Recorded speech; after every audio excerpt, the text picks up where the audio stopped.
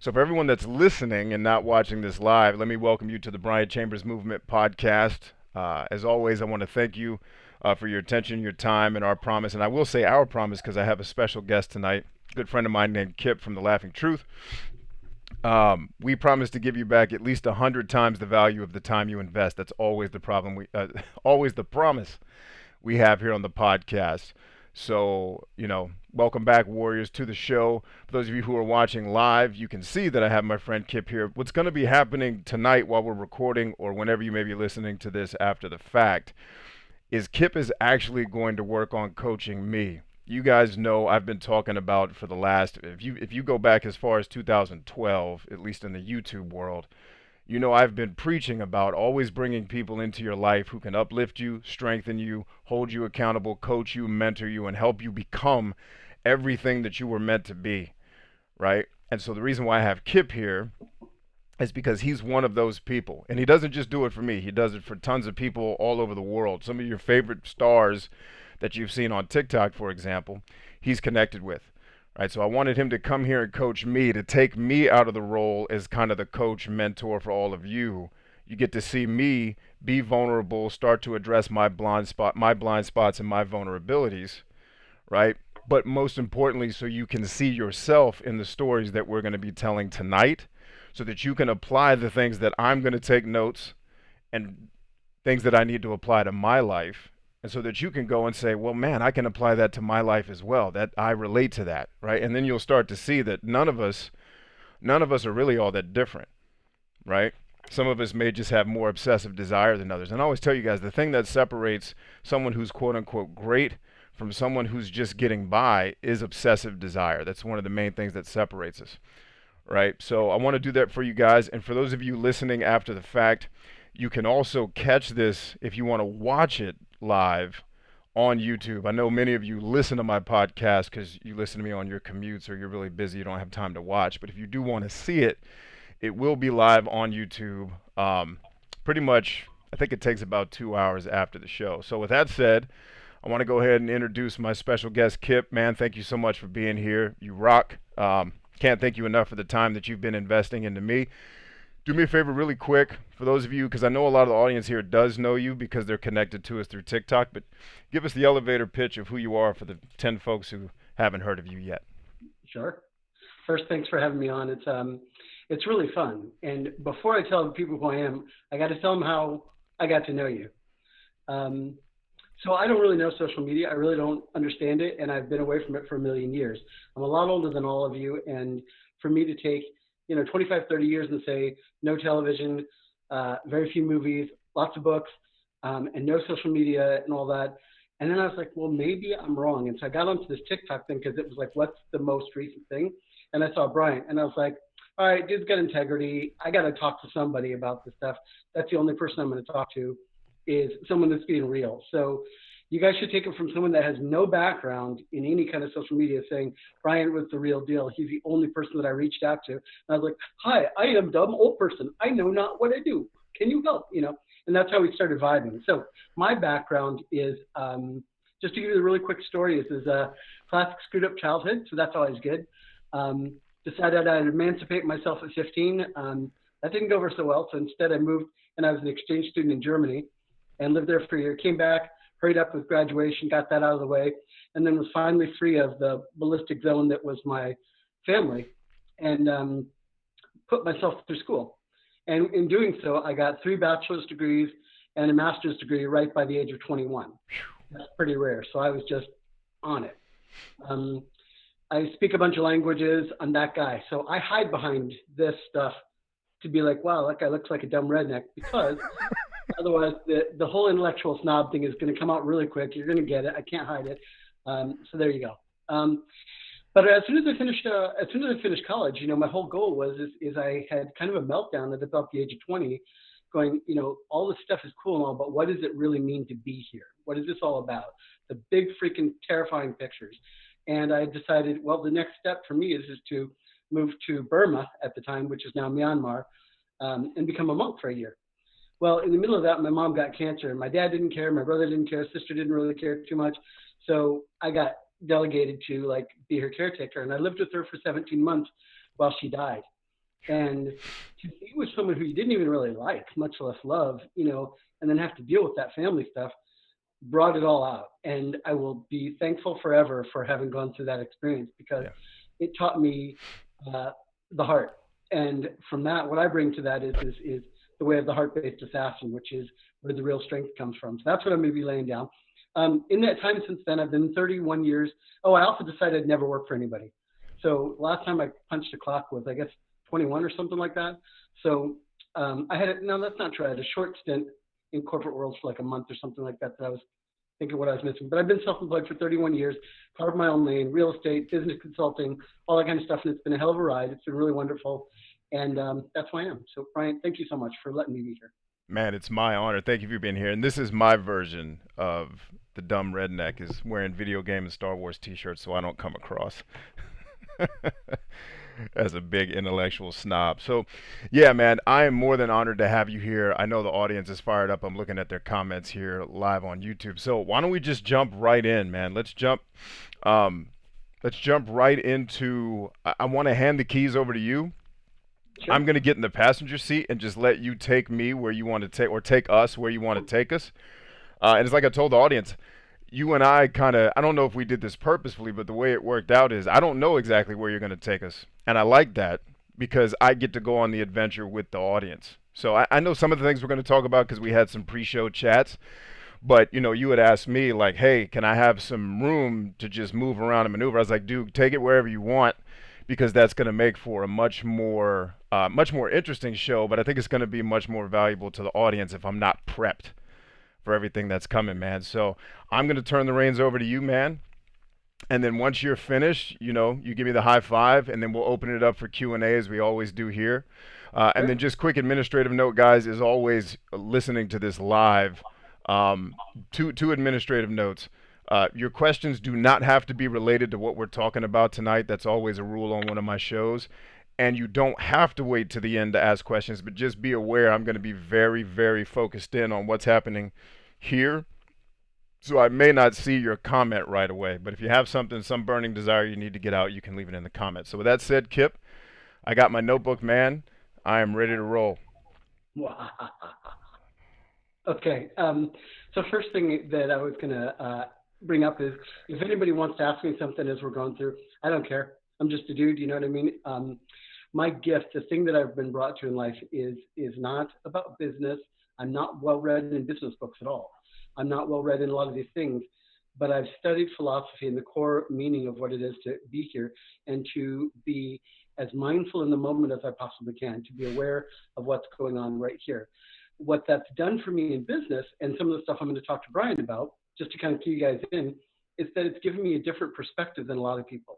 I'm not I'm not enlightened by all the business books that are out there, but I'm also not tainted by them in the sense of I Right. don't have a bias. So I'm going to say some stuff that you're going to go, oh, well, I already know what that is. That's done. That's called this. And I go, well, I didn't know. I didn't read it. I read like three business books and lots of companies and lots of stuff. So the thing I noticed, Brian, where I want to get into with you is this. Now, quick administrative thing, because I don't know how to do this, is I would rather be looking at you, and so I see you. So do I look at the blue dot, or what do I do? Whatever you're comfortable doing. Like if you're Well, I'm looking looking at the over to the blue right. You're on dot, the right side of my screen. if you're looking at your actual camera, you're looking at the audience. If you're looking at me, it looks like you're looking down at the screen. Okay, you're over where I'm looking you. I'm looking you in the eyes right now, so I should probably fix that. Yeah. So if you look up at the camera, then it looks like you're looking in our eyes.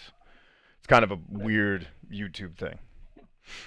Oh, wait a minute. I just did speaker view, and that works really great. Okay. Okay, there you go. There you go. All right. I appreciate that. So when we go through and I'm talking to someone, it's really interesting because I don't have a lot of time to waste. I'm not a psychologist. I'm not a therapist or anything. I'm just someone that is able to dig deep on people who are on the hero's journey, find out where they got stuck on that, unfold it, use some Jungian stuff, and just kind of go, hey, let's just work through this because so many people, in my opinion, the answers are right there and it's so obvious and quick that it doesn't need to be this long drawn out process. It's the same thing like business. We teach ourselves, oh, well, I got to work really hard and do all this work and everything because we don't have permission to do it quickly or effortlessly. Right. Um, and so really want to speak about that with you, Brian, because I've talked to you a little bit about where you're going from stuff, And I want to start out with something really heavy so that we can lighten it up from there. Okay. Um, there is a quote that I put up there, which I'm going to read to you again, which is, I don't know if you remember that I was talking about it, which is man's maturity to have regained the seriousness that he had as a child at play. Yes. And I'm going to say that for the audience again. Man's maturity to have regained the seriousness that he had as a child at play. Now, that's one of those statements that sounds just kind of like, what do you mean seriousness as a child? Right. Kids are anything but serious. They don't get it. But I want to take you through the metamorphosis. So in the book, Thus Spoke Zarathustra, which is one of Nietzsche's books and everything. Have you read that already? Or if you haven't, I've dabbled in it. I haven't read it all the way through, but I'm familiar with it. Okay. So one of the things that he talks about at the beginning is the three metamorphoses of man. And that's something that just, when I've been listening to you on TikTok, listening to your live streams and hearing it, I just kept getting this feeling of there's a dude that's stuck on the metamorphosis. And I want to talk to you about that. Because in the beginning, our spirit, Nietzsche says, the beginning, our spirit is like tossed around. It doesn't have anything. It's thrown about. It's kind of a victim. And if you think of a little baby, that kind of a thing, that's very true. Oh, by the way, audience, I speak really quickly. If I need to slow down it and bring it down a little bit, just go slow the hell down. Tell Bryant and he can tell me, okay? Got it. Yeah, I'm a million miles an hour when I get on it. So, and if any of you have not read, although I'm German, Thus Spoke Zarathustra, you should read it because it's the most trippy of Nietzsche's books, and it's all over the map, and it's kind of a wild ride. But here's how it applies directly to you, Brian. So in the beginning, there's spirit. It's buffered around. It's thrown around. It doesn't really have any way of resisting. And so when you tell your stories, and I listen to them, it's exactly this process because then what you did is the spirit becomes the camel. And the camel is, I got this. I'll carry the load. I got it. I'll pick this up. I'll be a beast of burden. I'll be the one doing the heavy lifting. I got it. I'm first in. I'm last out. You can count on me. I'm dependable. But the camel is very, very much still plugged into the matrix, as it were. And it's not ever setting its own like path or its own direction or where it's going to go. It's just saying, I'm part of this, but I can do the work. And when you tell stories about being in the military, and that's about 50% of the vibe that I get. Now the camel then, under Nietzsche's metamorphosis, then becomes the lion. And that's where the lion goes like this, goes, no, we're not playing that game. Nope, I'm doing my game. And the lion goes, in order to do that, the lion has to fight the dragon. And I want you to stay with me for just a second and hear this. And the dragon is, thou shalt. Thou shalt. You know, and the lion stands up and says, no, I will. Big difference. This is standing up to society, to all the preconceived ideas and values and things that have been ascribed onto you. And that's your story about saying, I went into corporate America and then I said, F this, I can't do it. This is not me. And so I had to become the lion and say, no, I'm going to stand up and say, I'm going to do it my way. I'm going to dip out on that and I'm going to leave. So tell me if you're with me so far. Does this make sense? The camel, the lion, are you with me so far? Yeah, 100%. Does it ring true in your own story of kind of the process that you've gone through? Yeah, because using your metaphor, I would be a new lion, right? Like I would be right at the cusp because, I'm really only 2 years separated from the fuck this, right? Because I started side hustling a long time ago, but, you and I talked offline where when you have a family, side hustles and businesses are a lot harder to build because you still got to feed them, at least if you don't know any better way to do it. So it was like I became the lion when I went to see my medical evaluation military person who was like, you can't keep fucking doing what you're doing. Yep. It has to stop. You have 2 years of sitting on your ass playing PlayStation and sleeping to do. And so that was back in 2018. So I got good news and bad news. Okay. I'm glad that you did the time with your person and everything. Respectfully, I don't agree anymore. I don't think the lion fits at all. Because the next step of evolution, so Nietzsche goes, the spirit becomes the camel. I'll do the work. I'll carry the load. And then goes, wait a minute, man, I got to do it my way. I got to resist society and do it my way. That's the lion part. But then the lion becomes the child. Okay. And this is the part that is where I honestly, if I were talking to you based on all the stuff, I go, man, you got to be the child. And you're going, what the hell is this dude on about? I got family, I got responsibilities, I got this, I got this. And he's telling me to be a child. But I want you to think about this is that in order to become the child, you have to forget your past as the lion. Okay. Now that's where you and I are going, pew. No, I'm with you. This whole story on military, past, past, past, past. And I'm the person who's saying, I don't know, because I'd like to hear about this, and I'm not as interested about that. Now, I know that's going to also repel a lot of your viewers, and they're going to get that, but I want you to think about your own development is what would it be like to be as the child? And this is where, this is the next step is after you're the lion, you go, I got to be the kid again. I got to make this fun. And I want to draw back to and explain this to your audience. By the way, audience, I promise you, I'm not going to get this heavy all the way through because I know you guys are going, what is this dude on? But it matters. Philosophy matters and understanding this stuff matters. So my original quote, man's maturity to have regained the seriousness that he had as a child at play. When a kid is playing, right, they're serious as hell. I mean, they're like, this is what I'm doing, and then I'm doing this, and there's no past for them. And there's no future anxiety or hope or worry or thought. They're just in the moment, doing the thing and having a blast and being totally serious and totally committed to it. In your stuff that I've talked to you about, I would like to see you become that kid again. I'd like to see you be happy with everything. And where this ties into stuff, you're going, but how can I? I got family. I got these other responsibilities, right? This is me saying, I don't buy it.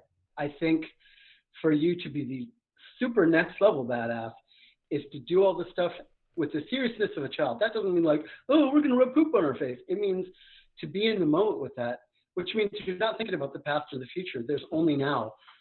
Your family is not an excuse to me, and it never will be. I'll never buy off on it. Maybe other people will, but I just won't. Yeah.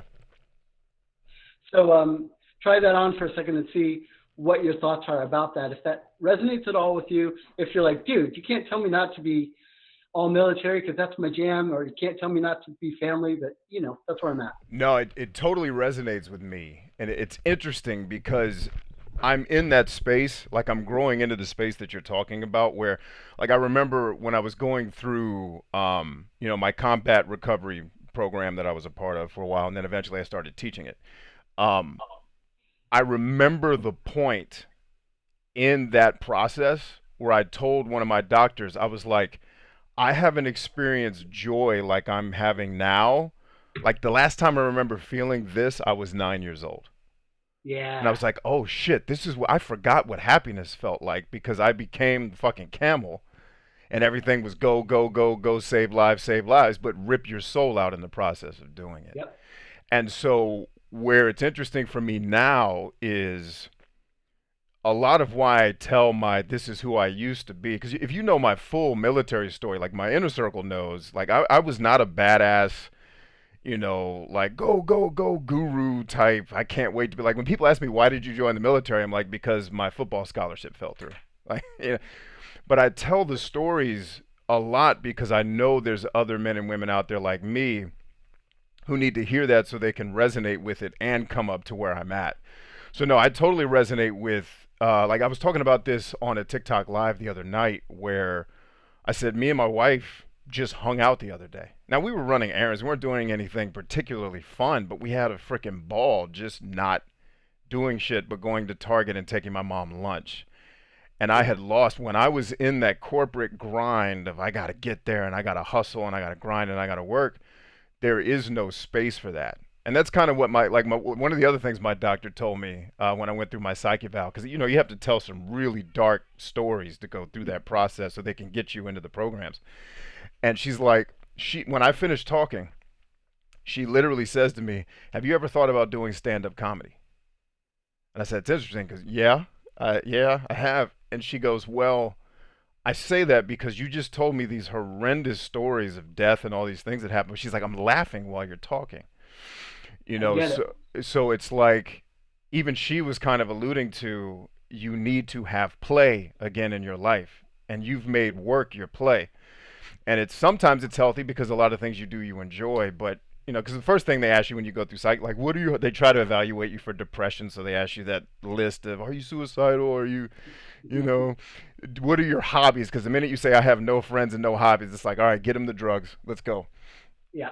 But no, I totally resonate with it because that's kind of that's what I'm coming into right now in my life, and it tastes really good. Like it's like I got a taste of like going outside and playing football with my kids, and I'm Yeah. like, oh yeah, this is what fun used to be.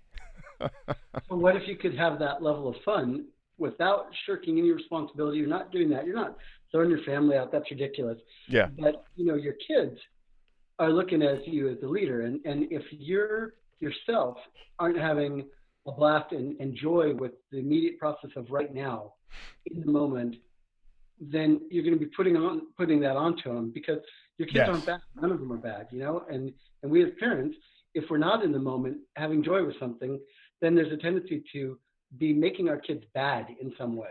Right.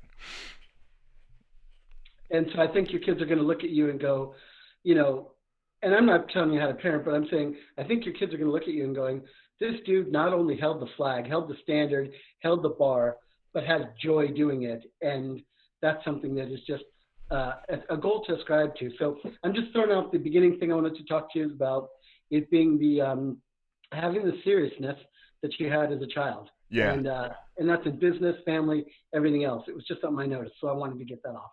That's great, man, and it's great advice because it resonates with a lot of other things that I've been learning in my process, man. And it's I to be honest with you, I'm enjoying it, man. Like I was telling Miko this the other day. I've been happier in the last year when I decided to finally say fuck it than I've been in since probably when I was playing football as a kid. You know what I mean? Like that joy of being completely just and I don't know if everybody can resonate with this, but that joy of before a football game, you are wrought with anxiety. But then once you get in the game and you get that first hit, I mean, it's like meeting Jesus Christ. You know what I mean? I haven't had that since football and probably, war. Because war, as gruesome as it can be, a lot of, a lot of people that have been in it sometimes have trouble admitting outside of our inner circles that shit was fun. Because you're man at its most primal. It's this is what men do. Yeah. So since then, but now, like now that we're homeschooling, I'm getting to be around my kids more, which I've always wanted to do anyway. So it's a great excuse to do it. So yeah, I'm looking forward to keeping this going, man, for sure. Well, so you're playing with your kids, you know what I mean? You can bring that childlike thing and bring an intensity of that football hit to all that stuff in just a great, loving way. So I'm not worried about it or stressed about where you're going. I Yeah, think it's kick ass and you're obviously on the right path and everything. I just wanted to toss out what I kind of noticed. yeah, Let's switch topics, and because and by the way, I get the trauma thing, man. I mean, I get the dark humor, I get the all that everything. There's a reason why, I go by laughing truth because it's not because I'm like, this is all funny. I'm like, no, man, you don't know. You have no idea. And here's the thing: what I have done is I made it. I got out. I got it figured out. I won. I'm going to take my W, and now the rest of it is just easy street. Now I'm just going to laugh and have a blast about it, and share the love with others, and share the discipline and all that. I'm not selling out on people hardcore. No, I run an intentional community in a tribe. I get it, but you can do it with joy, where people are really attracted to you, to be able to be a part of that. And that's where I think you're going to have to spend some more time in it. yeah. Um, so again, switching gears for a second, what? Uh-oh. I lost. Hold on. Can you hear me? Mic check 1 2. Kip, can you hear me? I lost audio there. We lost audio there for a second, YouTube. Hang tough. I know Kip can hear us. We're just waiting to get his microphone back. Test. There we go. I got you. Okay, thanks. Yeah, Zoom seems to do that every once in a while. I'm not sure what it's about. Yeah, But it's the internet, man. so when I work with people, it tends to fall into two categories. One is it's personal, where people are really kind of in a bad spot, and they need to get some perspective. The other, which I really enjoy, because you get those guys that are like, "Argh!" and you just go, and suddenly they're like, boom, and they're Yeah. changing the world. Well, I mean, the warrior types, that's who I work with. Then the other people are the people on the business side. I don't differentiate these two things. Personal development is the internal work of business. Yes. Business is the One. external work of personal development. 100%. These go hand in hand. And so how I kind of block things out is just like there's external and there's internal. And then I work with physical, mental, emotional, spiritual, financial, social. So I can kind of see where they're vibing and where they're kind of jammed up a little bit. Um, I have an issue with, or a perspective or a thought with the books thing with you. The books thing. Yeah. Okay. Because to me, I'm not sure you need to be reading any more books for a while. And I think the books have come to represent a defense in a way Okay. for you. And it's something that I thought it might be cool to take a look at, see if I'm full of shit. Sorry about swearing, but um, see if there's anything with that, which is like, um, because I'm that guy, man. I got rid of so many books, and I understand. And what ended up happening, and I'm not trying to project my story because it's wrong. It's wrong. But I felt like these books ended up being like, this is who I am. Mm. And I was like, dang, but that's not really who I am. What I am is the things that I'm doing, the experiences I'm creating for other people, the dynamic stuff that I'm making happen. It's not all of this stuff behind me. So in that sense, I kind of had to like let that kind of quiet down and ditch that a little bit. Okay. Do you find that the book stuff is really vibing with you? Is it really setting your soul on fire, or is it not? I don't know that it's setting my soul on fire. Let me throw something at you and get your perspective on it. So the way I treat books is the same way I treat the gym. So I'm reading like so when I tell people I'm doing my physical training, I tell them I'm doing it more for my mental state. It's obviously physical. I want to feel good and look good or whatever, but it's keeping my head in the right place. I look at books like lifting weights, where it's not even so much what I'm getting specifically out of the book, because I mean, most nonfiction books need to be no more than 3 pages long, Yeah. right? And in some cases, I only read 3 pages of these books because they're horseshit. Um, but for me, it's some books become like lifting weights, where it's I'm just doing this activity to keep the blade sharp, more so than to pack. It was like I think it was in Sherlock Holmes where he said the mind is like a cluttered attic that has to be swept from time to time. Rather than filling my head with more and more ideas, it's more just reps and sets. Do you still think that would be an issue? Yeah, only because again, it's look, physically you're on your game. I know what you're doing working mentally. I know you're on your game. You're taking care of your head and all that. And emotionally, it's the part that it's like, I don't want to do that dumb stuff. I don't like reading fiction. It's a waste of time. It's a waste of all that and everything. But I want you to think about it, man. I'm just saying, Yeah, yeah. if I were coaching you and I had you up against the wall, I'd be like, no books except for fiction for a year. So the only reason I and let me throw this at you, and you can totally shoot holes in this. That's why I like having you around because you call me on my bullshit. It's not that I think fiction is dumb. It's that like I actually physically have a problem. Like I'm just better at watching a movie than I am reading a story. Like keeping my attention. I don't know if it's dyslexia or whatever the fuck it is. It's reading a story is just really, really hard to keep my attention. Do you think that's potentially a problem with staying in the moment? Um, yeah, I think part of it is also it's there's this big question of do you feel like you can give yourself permission to really waste time, to not be the lion, to not, but to surrender and be the kid? Because listen, man, I just need you to know, I, I freaking hate reading fiction. Yeah. So I'm not being hypocritical about this and going, oh, it's so great. Everyone's like, you should read this 30 volume set of this guy talking about swords. And I'm like, no, you should fall in a hole and die. So I hate it. Now, But and so a slight caveat to that too is there is an exception to the rule. I do read fiction, believe it or not, but it's kids' books. Like I have Mikey and the Dragons on my shelf. That's actually one of the books in my 52 book challenge.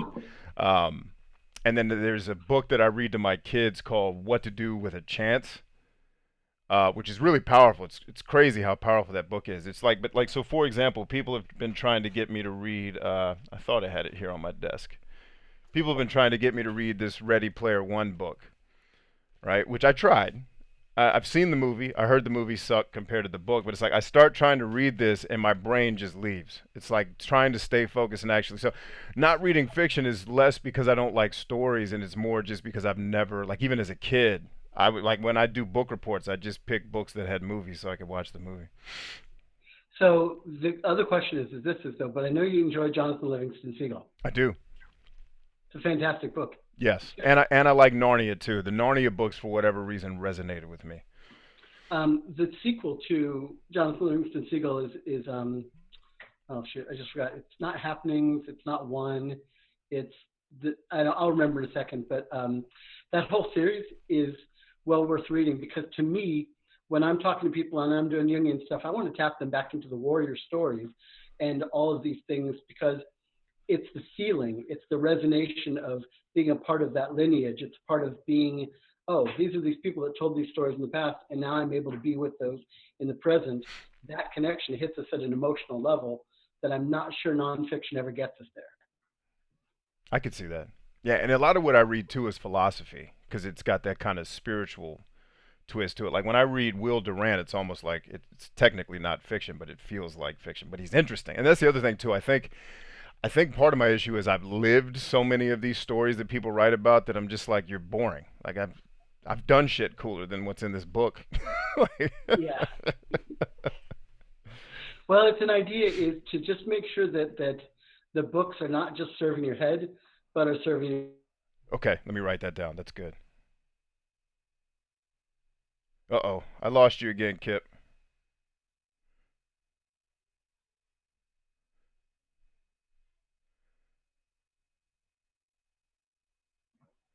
All right, there you are. So the Yeah, last thing I heard was make sure the books are served. It's okay if they're serving my head, but they need to be serving my heart too. yeah. I mean, we talked about this. Is it all where's the emotional area is the toughest thing and everything. And Yeah, it's not about breaking you down. I think you're doing great. I don't think that there's. I want to deal with people that are already great and make them even better. You know what I mean? I don't think there's same. anything like that. I just think there's something to be said of like, dude, I went on this cool adventure. I read this book about this thing, and then it's da da da da da da da. Because think about your kids also is that that's the stories you'd be telling them. Yeah. You wouldn't be telling them the story of philosophy in some dry way or something like that. You'd be telling them through example and roles and all that, and just have some fun with it because it can be really cool. And Beyond that, I think a cool adventure would be like specifically seeking out fiction books that I could because it's been proven that there are fiction books that I do like. I think a cool kind of staying in that child sense, and you correct me if I'm wrong, like going on the adventure to find cool fiction books could be fun. totally. Yeah. I used to experiment around and go read books in genres that I would never read. Yeah. That's weird. Like grab a western, grab a this kind of stuff and everything, and that's kind of a fun experiment too. Um, there's another part about the book thing that I did want to touch on, which is this. One of the things that I did when I've done a couple of big, really really huge book purges, and uh, that was an interesting thing for me to let go of that part of my identity to say I don't need to be the guy with all the books to purge them all. And I'm going to give this advice to all your listeners too, or anyone watching, because I got a little bit of really, really good advice. This is one of them. When you're going to get rid of books, write down every single book that you're getting rid of in a book, in your own book, and you get a 3-ring binder, whatever, or a spiral notebook, whatever, and write down the book and write down a couple of paragraphs and what it meant to you, and then get rid of it. Because you can always go back to that binder. You can always go back to that book and go, what was that thing that had meaning? And just buy it again. But what you free yourself from is a whole lot of baggage to carry around that may or may not have meaning or value. That's cool. I like that a lot. And I don't want you to think I'm saying for a second that books don't have meaning or value. They have tremendous value. But where I'm going at specifically with you is what if you had put it out there on Nextdoor or whatever and everything, the Bryant Chambers Success Lending Library. Right. And you have people come in and take books out and take them with you. And you get the feeling of going, not only did I have these books, but man, I've changed 300 people's lives by coming in and checking books out. And if they steal it, so freaking what? You know Yeah. what I mean? It doesn't matter. But I mean, you could have people go, holy crap, you changed my kid, you changed my son, you changed my daughter, you changed. So I think that if you're going to hold that information, it shouldn't be sitting on a shelf behind you, but it should be dynamically alive. Yeah, Just try that on for size. that's good, man. I like that a lot. We're going to start the Bryant Chambers Success Lending Library. It's funny. Miko and I were talking about how are we going to build our library in our next, because we're in this space of, do we just buy an in between house and go build our house, or where we're getting ready to move, and it's like, well, we have to have a library at the house because I just want a cool ass library. But that would be because I just said yesterday, what if we made the library something that wasn't actually in the house that people could go to? Like we just had that conversation, man. That'd be cool as shit. Like have people actually check out books and then they get to see all my, because I take notes and I highlight. Like I don't treat books as sacred. I'm not that guy. Like I'm not the guy. You can't put anything on top of the Bible. Like I don't give a shit. I'm highlighting and taking notes, so people would actually read my books and see what I was thinking when they go through them. Yeah. And you can steal this too. In my group, we have what's called the Tribrary. Oh, I like that. That's cool as hell. Yeah. Like I So, just told my tribe today, I was like mandatory reading, The Way of Men after I finished it. sure. Yeah. But I think there's something, I don't know, this is some woo woo stuff, and I'll tone down a lot of that. But No, I no, no, think, no. Let me stop you there. Don't tone that down because I think I think for all of us to hear all of our authentic selves, because one of the things I tell my audience specifically is chew and swallow what you like and spit out the rest, but we're not going to adjust for your edification. Like say it the way you want to say it, man. okay. Yeah, that's fair enough. I can do that. I think that books, if you're going to honor the magic of a book, and I want to talk about what I mean with that. This is, if I start talking about casting spells, people go, what are you talking about, dude? Are you stoned or what? Here's the thing. Imagine that somebody can write down a magic script 300 years ago, and it travels through different languages and time and space and everything, and lands in front of you. And you can open it up and go, holy shit. And your brain is totally transformed and you become a different person. If that's not a magic spell, I don't know what is. Yeah, 100%. So if that's the case, and you're holding on to a lot of spells behind you, you got to get that out into the world. That's where they should be. Agreed. Agreed. Yeah. Cool. All right. Well, that's the book thing and everything. And then, I am so happy when I heard you on TikTok and all the stuff you've been doing. There's a third element that I kind of wanted to just touch on, which is an interesting thing. And it's the way that you relate to your audience. You've got people's compliance, you've got their attention, you've got them listening to you, you've got them valuing what you're saying and everything. And to me, you're kind of a tease because you kind of want to be cool with people and be delicate about not being salesy or anything like that. I'm with that. Sure. I'm the same way. I don't give it. You know what I mean? My website is a joke. You go there and you go, this guy doesn't know what he's doing. And that is true. You guys can make fun of me for that. I have no idea. But I think the thing that we talked a little bit about before, and I think I want to touch on to it, is you have so much personal power and charisma and true love for people, and also you've got the whole package and everything. But what you're not asking for people is their accountability. You're not asking people to step Yes. up. And that's no joke with me because, like, if you're going to be in my circle, if you're going to be my friend, if you're going to be in my family, then there's a standard. And that's not being a jerk and saying you can't have a bad day, but I don't want to be with you unless you've done the work.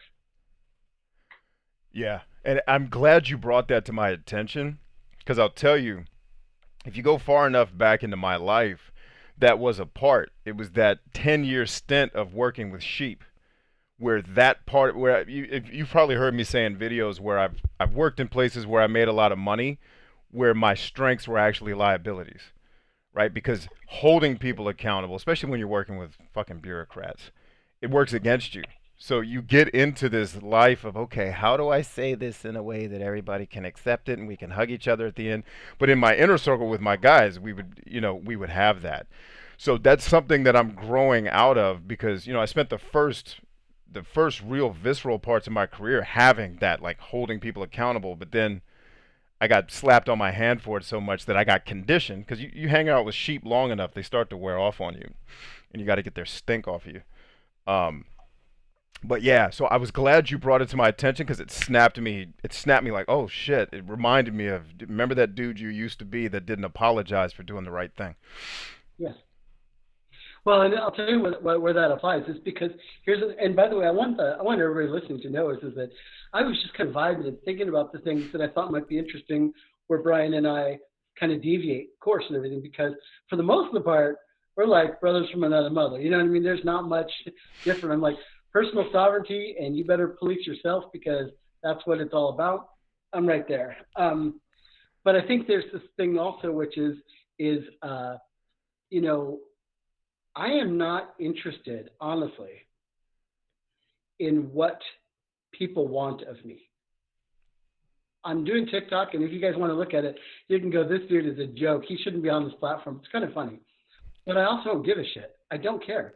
I thought about it, and someone asked me this morning, said, well, if you don't care, why are you doing it if it's not for the adoration and love for everybody and all that? And I go, because it's something that I would want to watch myself. I would want to go back and watch and go, that's cool, man. Thanks for doing that. I would be thankful to myself. That means probably, honestly, I'll never have a massive following or anything like that. But that's totally okay Yeah. because the people that do get me are going to get me. And so I'm not willing to change my message on these platforms to be palatable to people. You know, I've been an outsider long enough. That's not going to change. So I'm down with that. And I think on your stuff, going back to the accountability thing, I think you need to be able to ask. You're giving people an awful lot, and I think you need to start asking them. And I think you need to ask them for their hearts, their souls, their minds, their bodies, their money, their social everything. Because the power that you have in asking people, saying, hey, are you picking up what I'm laying down? Are you getting me? Good. Then spread the gospel. Tell people. You know what I Right. mean? I think it's high time. I think you should be doing it. And I don't think that you would sound like a jerk or some schmaltzy person for saying that. I don't think so at all. Yeah. Yeah, and I find myself wanting to be everything you just said about you. And now our relationship and working with you, you've been indirectly, I mean, whether you've been doing it on purpose or not, doesn't really matter. But it's you've been indirectly or directly giving me permission to do that. Where it's like I want to be the guy that doesn't give a fuck what people. And it's funny because my one of my spiritual brothers, one of the guys in my tribe, Tony, not the Tony that you spoke to, a different guy. He said to me coming back from our trip to San Diego back in February, he says, "B, I've never met a guy like you where you so I've never met a person who's such a paradox." He says, "You so desperately want to be understood and you equally do not give a fuck what people think about you." I was like, "Damn, that was a really good description." He's like, "You Yeah. want to be understood, but if you're not, and so I'm much more the not give a fuck guy than I am the want to be understood guy. I just think there's some conditioning that goes all the way back to my childhood of Right. survival, of having to get people's approval. And now it's like, and that's where, becoming the lion and becoming the child has been helping me because now I can say fuck it a lot more and just Yeah. be like, if people don't dig, because now I'm not dependent upon anybody for that survival. It's like middle fingers in the air. Um, Yeah. so And that, it's not a rebellion. It's a joyous thing because yeah, exactly. being in the moment, right here, right now, you're just in it. You're not considering the future consequences or the past. You're having the seriousness of a child in that thing. So I would throw that around and see what happens. Yeah, You don't owe anybody anything, you right. know? Yeah, and You it's know? fun. You're right. There's a joy in that freedom where it's like I can say whatever the fuck I want now. Yeah. Well, I think it's a good thing, and it's also the real big impact that you'll have because you have an audience that's massive. All these people looking up to you is imagine what happens when they see you doing that. I want Yeah, you to think about that. Aren't you giving them permission to be authentic to themselves in the same way? yeah, And that's what I want you guys watching to do consider what we're talking about and see, can you yourself be authentic in the same way by being as a child, be serious like a child and say, I'm going to have really fun and I don't care what people think about this. I'd like to know what people think about that if that's resonating. I'm going to ask the viewers, the watchers, if that resonates with any of you. If any of you are still here after my diatribe, then yo, they're still here. Nick says this is awesome. Um, he also said he was also congratulating you on the degrees. Let's see. Josh Quinn says, "Wow, it's a good thing Bryant was the first person I you saw on TikTok, Kip." yeah, there's a lot of don't worry, guys. I'll be bitter and jaded like you guys are soon. Don't worry. I won't be happy. I'll be like grumpy old son of a bitch that hates everyone, like Right. and he's desperate for attention. It's Oh, funny though, because one of the things I teach my people is stop being so cynical. Like if you think, because like so, I'm doing this 30-day challenge, and I can see the stats, right? I can see to the person who's logging in. I can see all that, and so I can see the people who are putting in fake email addresses because they're so used to these internet shysters saying, "Hey, sign up for my blog so I can sell you a bunch of shit so I can get you a helicopter and a Ferrari." That I told the group, I said, "Listen, I get why you put a fake email address in here, but if you're so cynical that you think everybody's out to get you, you're going to miss the opportunities where there's those of us who are legitimately trying to help you. Like it's not we're not all not everything that's happening here is evil and negative. Like there's a lot of good that's happening that if I could just get people if I could just tune their satellite to the yeah, I get it, racism, death, blah blah, but look at all the great shit that's happening over here, right? Which is why I don't spend a lot of time talking about the news and what's going on because it's like they get enough of that. It's like, what if I could take you over here and do this? Let's see, hippies here. Queen says, love it. We need more joy in our lives. So I want to open it up. You guys can go ahead and start asking questions now if you have them. I'm going back through the comments while we were talking. See if I missed anything. Josh Quinn says, hi, Kip. Uh, let's see. Quinn Tracy read, thus spoke Zarathustra. So I actually sat there and read it in the bookstore, and I'm a book snob. Well, I'm not a book snob. When I collect, because one of my hobbies is actually collecting books too. It's just fun. Just same way I collect video games in this drawer right here. I always want the hard covers because I'm so hard. I mean, you can see what I did to Ready Player One, like the cover, and I have kids because they rip everything up.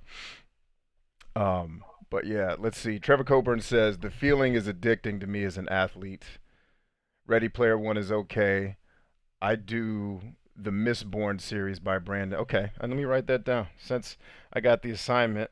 whoever said that, I want to tell you what's funny is that as part of my challenge to myself of reading fiction, is I read The Way of Kings, Brandon Sanderson's, and this guy, whoever that is going to start going nuts on your channel because The Way of Kings and that series, it's massive. These books are like 1,000 pages long, and this is a bold statement, but it's the best fantasy I've ever read, way better than Tolkien or any of that stuff. And that's a bold statement. Like, what?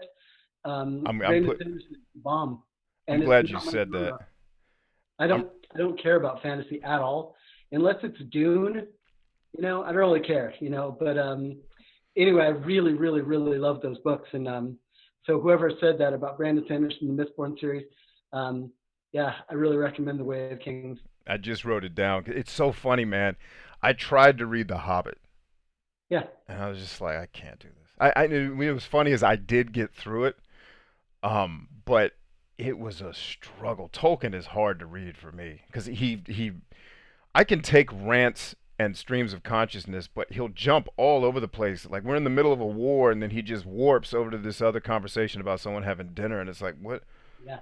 I can't keep up. But like, one of the fiction books I love with all my heart, and I saw the movie first, which is interesting. I didn't know it was a book. Is by Juster. It's called The Phantom Tollbooth. Oh, I Uh, know. Yeah, God, I love that book so, and it's so funny because I used to always hear people say, "Oh, the book is better than the movie," and I'm like, "No, it's not. They got lightsabers." Like, what? But I saw Phantom Tollbooth as a kid because I think that came out before both of us were born, but I saw it in the '80s, and but I ended up getting the book. I was at a doctor's office because my youngest son was born with a lot of issues. He had a hernia and all these other issues, and had to have surgery as an infant. It was tough. But we're at the doctor's office with him, and on the table they're like, "Hey, we have books. You can take them." And they had the Phantom Tollbooth, and I was like, "Oh, I should read this just because this is one of my."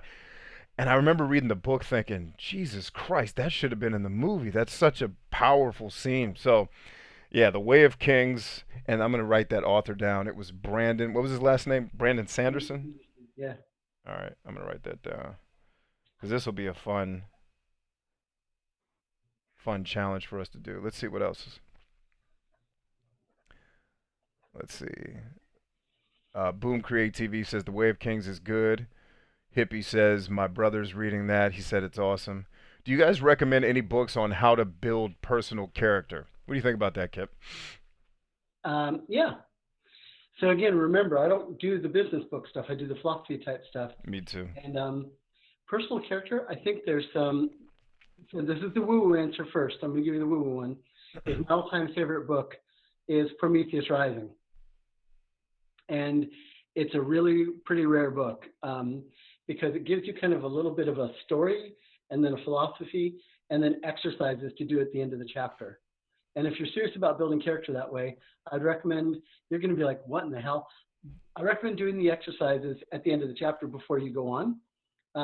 Because building character, part of it is to understand how malleable we are, how able to, once we accept that we're the director and the actor and the producer of this whole movie, and I'm going to get really woo-woo, we're gods in that we Yes. can either change our circumstances, right? Or we can change how we experience our circumstances. So you've already won. Take the W and then have a freaking incredible movie that lifts everybody up. It's not that hard, you know? Right. If you're wanting to develop character, you know, there's two ways. The long, hard way is to walk on broken glass, punish yourself until you finally deserved it and all that. Or you can just be that person and just to say, wow, I'm just going to be that. So Prometheus Rising is my woo-woo answer. And my non-woo-woo answer would be the classic How to Win Friends and Influence People. Yeah, it's a great one. Because what people don't get about that book, and they completely miss, in my opinion, is they think that he's talking about the external. Here's how to go through society. The external, this is the way to relate to people, have them like you. That has nothing to do with it because you can't fake it. He's basically giving you the keys to say, here's how to make your character to be someone that somebody wants to talk to. Yeah. And that's the secret of that book, in my opinion. And then, you know, that's the mental answer. Emotional answer, get your heart broken. Physical answer, get punched in the face a couple times. Yeah, I would say, I'm trying to think, do I have a woo-woo book? I think the most woo-woo book I can come up with off the top of my head would be Wild at Heart by, what is that author's name? Michael T. Anderson, I think is his name, or Neil T. Anderson. Wild at Heart. If you're not into spiritual biblical shit, just, you know, you don't have to accept the stuff he's saying about that, but don't miss the point of the book, which is, you know, what we're men created to be. And he talks a lot in the stories about his sons, and his journey to become a man. Um, and then, you know, one of my favorite books that I give people, especially because it's easy to read, is Managing Oneself by Peter Drucker. And I'll give you the spoiler alert of the book. The main takeaway in that book is understanding what your values are. Because a lot of times, the trouble that we find ourselves into when we're in a place where we're unhappy or frustrated or disappointed is because we've gone somewhere where we've had to compromise our values. And that usually starts with our parents pushing us into some shit we don't want to do, but we go along with it and we live their dream for our lives. But the book will teach you that if you do that, it's going to come at a really, really hefty cost. And then I'd say third, I'd say, I'm trying to remember the author's name, Stephen Pressfield's Turning Pro. I'd give that a shot. And, you know, part of the things on developing character is to take this zone we have. We're like, this is my character. This are the things that I can do within this zone. And so obviously the cliche thing is expanding your comfort zone. Yes. But it really does work. And part of developing character is to learn to be okay with not being okay. Yes. And what I mean by that is you know, push the envelope a lot, you know, go sing in public, go donate your time at a kid's cancer ward, go hang out with old people in a home, go do the thing that you're like, now these are my things that that's me projecting, but those are things that I felt icky about. You know what I mean? Yeah. But if you push the envelope a little bit, if you're in that space, learn how to talk to women authentically and honestly. Yes. You know, that's drop the game and actually talk to people as a human being and see what happens. Absolutely. But anyway, yeah. So the character thing, did that answer their question, or they got more to it than that? Let's see. No, I think that took care of him. Let's see. Jolly Mage, what's up, Terrence? Doing the seriousness of a child is something I've been lacking for a while. Really spoke to me. I just haven't been having fun with anything, even stuff I used to, but I keep trying to profit from it. A book for personal development I've been reading is King, Warrior, Magician, Lover. Yeah, Yes, sir, right here. There you yeah, go. it's right over in the other room too. Yep, that's a good one. You know, I have dabbled in it. I finally bought a physical copy of it so I could read it through. the guy who said he's not having fun in what he's doing anymore, um, has he considered giving himself permission to start a new game? I don't Yeah, know if it's a man that's or a a great woman. question. Yeah, I think that's a great question. I'll wait for him to respond. And I'll tell everybody that's asking the character questions, expanding your comfort zone, doing shit that scares you. Um, go to Toastmasters, go learn how to do public speaking and go speak in front of people and do it fucking terrified. And Because I'm into doing activities where you're going to get shot down, where ego is going to be wiped out. yes, And the reason why I say that is because you have to get your head kicked in a couple times where you go, oh, it it's doesn't not matter. that bad. No, it's Yeah, like being punched. It's like it's always interesting and new, and it freaking sucks. But it's not the end of the world. It's right. not the end. But it is bad. Don't get me wrong. Yeah, it's bad. It's just not as bad as we imagine it, and it's not something that we need to run from. We have a joke in Tribe, whether it's like you're lifting or you're doing something hard or you're doing this thing, and we're like, oh, it was really tough, man.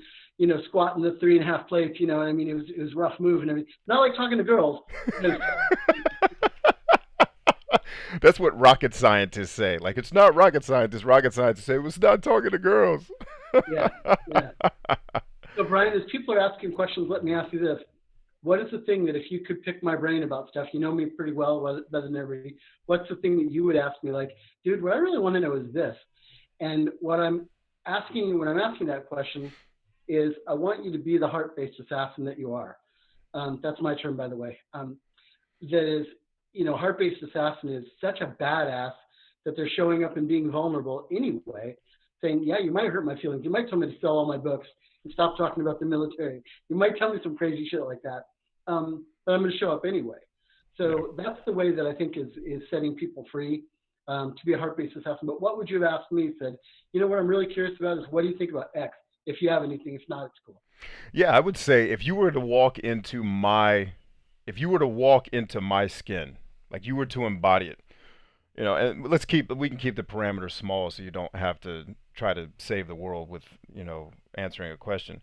What are some of the things that you would do in terms of what I'm presenting to an audience or to the people that I'm working with? Like if you got to take, like if I was, like I was Voltron and you just got to get in me for a week, what are some of the things you would go out and do?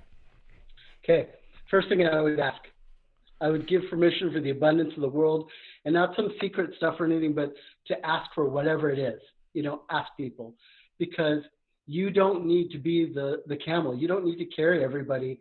And I am concerned when I see your podcast that because you're not asking, people are tuning into you to get their, I'm going to get my Bryant Chambers fix so I can feel good for a little bit, then go back to doing nothing. Right. Rather than you saying this shit is real, and I want to have people, like, I try not to ever talk down to people or talk up. I want to treat everyone as equal. Right. Well, if these people are getting their Bryant Chambers fixed, then they're saying to themselves, I'm not that guy, I'm not that good. And I would say you need to ask them and say, what do you need from me so that you can be up here and you can help me with my life? You can talk to me and tell me what I should be doing, that you can be at that level. I think you should be charging for what you're doing. I think you should be, do your free content, but I think you should be asking people for emotional support, mental, physical, financial, social. Ask, ask, ask, ask, ask. Got it. That's a great And the hard answer. part is this, because, dude, you and I are the same. Yeah, The lion, the camel, never wants to ask for anything. Because I got this, man. I'm good. I'm I don't good. need it. I don't need it. Well, what's funny is you and I talked last week about if you had been in the military, and one of the things that happens to, especially to officers or non-commissioned officers. So if you're a commander, like what people don't understand about an army commander is I'm not just a guy in charge of soldiers that go shoot people. Like I am the father, I'm the fucking priest, I am their attorney. I am responsible not just for the training and the development of these men as soldiers, but for the development of them as people. And so when you're in that role, your position is always in the position of giving. Now, you do depend on your men for emotional and moral support. It's not I know like what you're you're just a saying. rock, but it's and matter of fact, let me give you a practical example. We're in the middle of pushing our way through the fight to Baghdad, and we're in this crazy firefight where a lot of things are happening. All of a sudden, I hear a 50 cal machine gun cook off. I'm like, fuck it, we're in a fight. I can't see what's happening, so we're all those of us who are on foot run up to where it's happening, and my men are with me, and I see a guy shaking on the 50 cal, and I'm like, what the fuck happened? And he couldn't talk. He just starts pointing, and there's a woman now deceased hanging out of a vehicle with an AK-47. She was trying to kill him. And so in that moment, I'm fucked up because at that point, American soldiers are not trained to kill women. It's just not a thing, right? American men are trained to protect women and to respect women and to treat them as such. But in the moment, I have to turn that shit off and say, dude, you got this. You just, like, I'm having to take him on the journey. And so you get used to having to be the one that everyone can come to Yeah, when they're down, and that conditions you to go through life. And not to mention, you grow up in an environment where your biological father abandons you, where you learn not to depend on people. It's like, as fuck, the people I'm supposed to be dependent on, I'm raising them. You know, like you tell the story about your mom. It's my story's different, but there's a lot of similarities. And that I remember one of my first mentors was like, "Damn, why are you the one raising your parents?" I get You know, it. I want so to bring this back and say, so Brian, who is that person for you? Who is the person that you can lean on, your captain, that's going to help support the weight? Who's the person that's going to help you mentally, emotionally, financially, physically, spiritually, all that? Do you have your tribe of people that is going to, that you can let in just as much as you give out? yeah, I do now. But there was a long time where, and even the tribe that I had, I wouldn't let them in for years until I started coming apart at the seams and had to be in the hospital. And it was actually Tony. He was like, dude, enough is a fucking enough. You're not working anymore.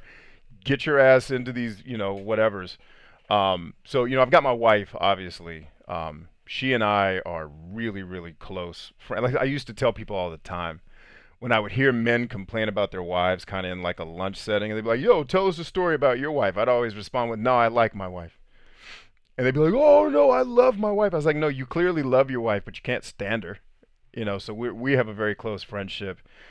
I do now, but it took me a lot of years to get to the point where, in fact, I was with Tony yesterday and we were vibing off of each other because he was going through this metamorphosis where the thing I had to tell him was, dude, we all got blood on our hands.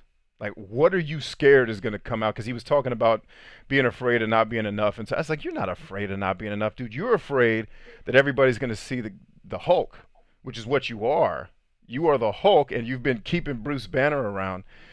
I said, your fear is the Hulk's going to come out, and you're not worried about the people. You're worried about the rest of the Avengers. Like, we're going to, oh, shit, he just killed somebody. I'm like, dude, we all got blood on our hands. Like, what?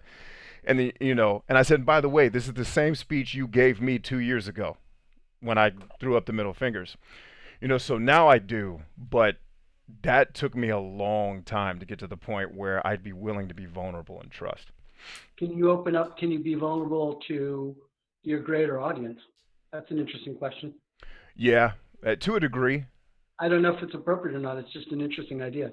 Yeah, I think to a degree I'm open. Like I talk about my past. I talk about, um, I talk about the what's the word for it? Being sexually abused as a kid, not in my family, but outside of the family.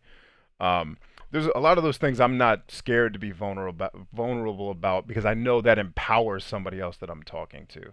Yeah. But it's the asking for help vulnerability that you called me on. And I was like, yep. Now, if Kip's saying it, damn it, this dude's known me. Like, if he's able to pick up on it that quick, then it's Yeah. like, all right, I need to tune that up a little bit. So, how would you ask for people to help you?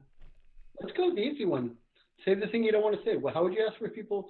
Because I cannot believe that you put such content out so often and everything, and that people are not even compensating you for that free content. I think it's cool and all because I do the same thing. My philosophy, I don't even have anything to sell, is I give until somebody calls me and says, dude, help me out. And then they have to ask.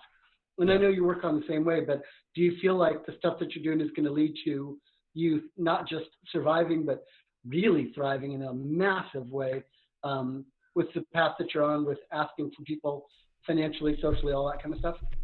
Yeah, I think I'm getting there. And I've started, after talking to you, I immediately started building funnels. So a lot of this free content, guys who are watching, a lot of the free content gets to the end and then it has an ask at the end.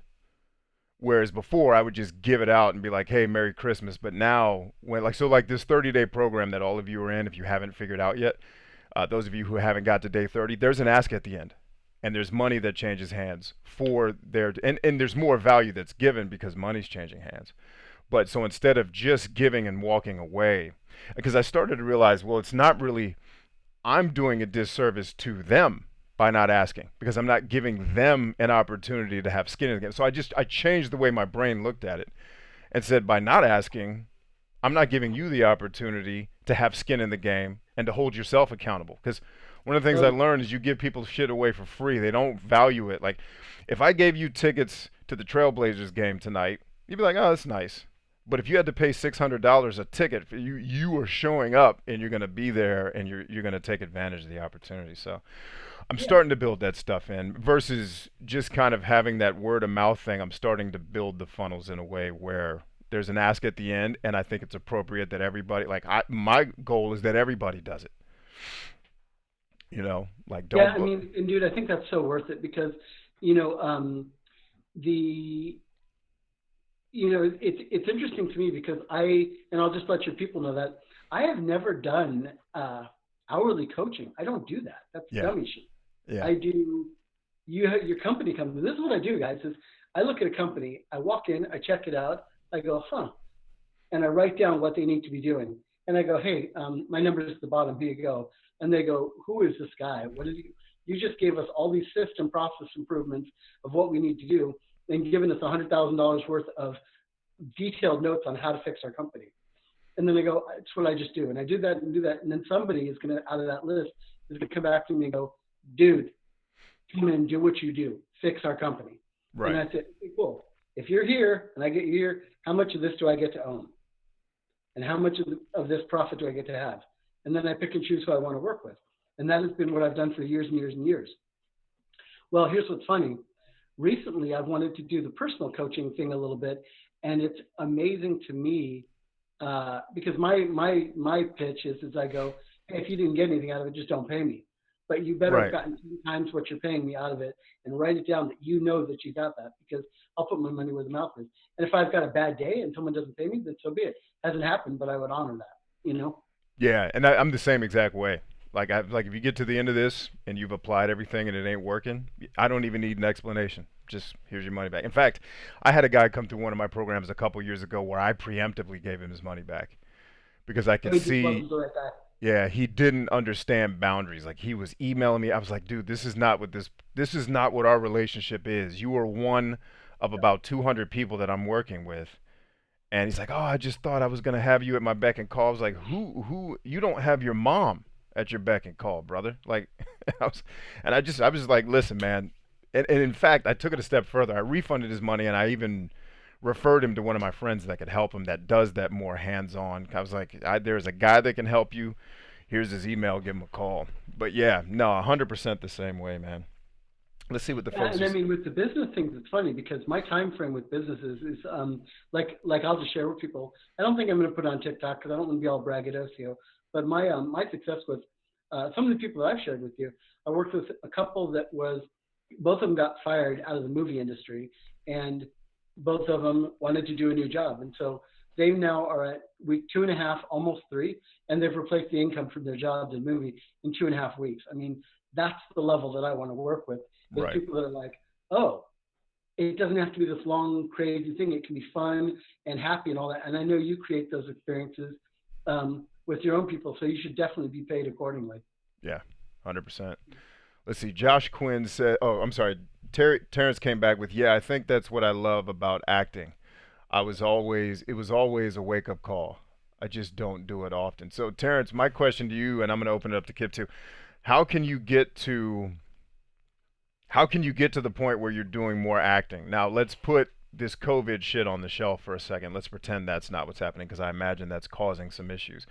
But if COVID was not the current kind of flavor of the day, how could you get more acting gigs? Because and I've known you for a long time and I've coached you, so I know. I mean, we went through you as a YouTuber and music, and you finally landed on what I really want to do is act. Um, how can you? Because that's what makes your heart come alive. How can you do more of that? Let's see. Josh Quinn says, reminds me of the concern I have for people who just tune into sermons that are more like pep talks to boost people's joy for a short time. Yeah, that's why I tell you guys about, like, if you go to church, that's cool, but damn, you better be getting, if I'm going to spend 2 hours with people on Sunday, it better be more than just a sing along and some message that I already have memorized from reading the stupid book. Like, give me Brian, can I something. touch on that guy's question on the Yeah, acting thing? yeah, please do. I'm sorry. I wanted to turn that over to you. Go ahead. No, I mean, here's the thing. I'm going to look everybody in the camera and go like this. COVID has been awesome. It's been incredible. It's been really great. It's blessed my family. It's blessed my Yes. tribe, everyone around me, because everyone is going like this. Hey, we're afraid of the boogeyman, and they're all retreating and getting really like, sorry, but they're entering serious bitch mode. They're just giving Yes. up, and I'm not. I'm going, whoa, yeah, let's get it. Let's I act. So your acting guy, how many guys could that acting person, whoever that is, get through to that are sitting at home, don't have anything to do, so they're beep booping on their phone and get right through to them and demo stuff? And how many gigs do they land right now while no one else is even trying? So absolutely come on, man, get it. I'm serious. It's like people are so afraid. You've got no competition right now. none. I told somebody on Facebook, they were asking something about business, and they're like, "How are you guys navigating the space?" I said, "Well, my business is pandemic proof." I said, "In fact, my classes went up the minute COVID kicked off. My classes all went up." I said, "I hope COVID lasts another 4 years. I get to homeschool my kids, which is what I want to do anyway. I get to do football practice with them every day when it's not pouring down rain." And people are bored at home and want to grow, and that's one of the many things I do. So yeah, I hope they keep this going. But yeah, Terrence, that's freaking amazing advice from Kip. Like, you could be networking your ass off right now trying to Totally. get roles that are, because like, I one of the things, we drove past the theater last night, and I just started thinking, man, this theater shit is over. Because if you guys don't know, a lot of movie theaters, like the theaters you go to, are owned by companies in India, right? They're not owned by Regal or all these other companies. They've been bought out. Um, and the model is broken. The margins are terrible. They're You know, that's dead. that's why your popcorn costs $1,100 and the ticket's $5. Movie theaters are fucking done. And I just saw, who was the music artist, for those of you on TikTok. Oh no, it was one of my boys. It was a guy named Substantial. He did a concert from his house and streamed it for his audience, for his fans. Yep. That this online shit is where it's happening. You guys are Dude, like, I got to speak to that for a second. It isn't coming back, because here's the next thing that happened. This is what happened: is that you've got Hollywood and all the movie distributors over here, and you got the movie theaters over here. And when you have elites collide, is when change can happen. And then I mean that in politics or anything else. But here you've got, this is the producers that make this stuff. This is their distribution channel. These guys looked at these guys and said, we're not going out like that. And they started offering direct movies instead of going to the theater.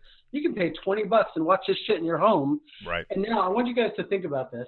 I'm going to watch this movie in my home, sitting on the couch. I can pause it. I can make good food. I can hang out with my friends. I can do all this kind of stuff. No, I think I want to go to that gross ass mall that the seats haven't been cleaned, listen to some kid sneezing in front of me, and pay fucking $6 million for food that is going to drive me to my grave. Yeah, that sounds really good. Who's going to go back to that? Seriously. nobody. So the Especially when survival, you look at the. the Sorry, go ahead. boutique high-end movie theaters where it's like steak dinner, the places that I go, it's like beautiful, wonderful experience. That's it. That's it. But the movie The theaters specialty are theaters are all that's left. Matter of fact, the theater I drove past last night, they're gutting it. Like, they're scaffolding up. I'm like, this is over. This is not Yep. coming back. And so for Terrence, man, and I've seen a lot of the films that you've worked on. That's all straight to Blu-ray, all straight to digital distribution, brother. And like, so for example, I have a friend of mine here in the DC area, is a guy named Black Magic Tim. Look him up if you're into, making movies. This is a dude who in the 90s was making videos for like Wu-Tang Clan and all these other people, right? He's well known. This dude filmed an entire sci-fi movie where he was the star of it in his basement on a green screen.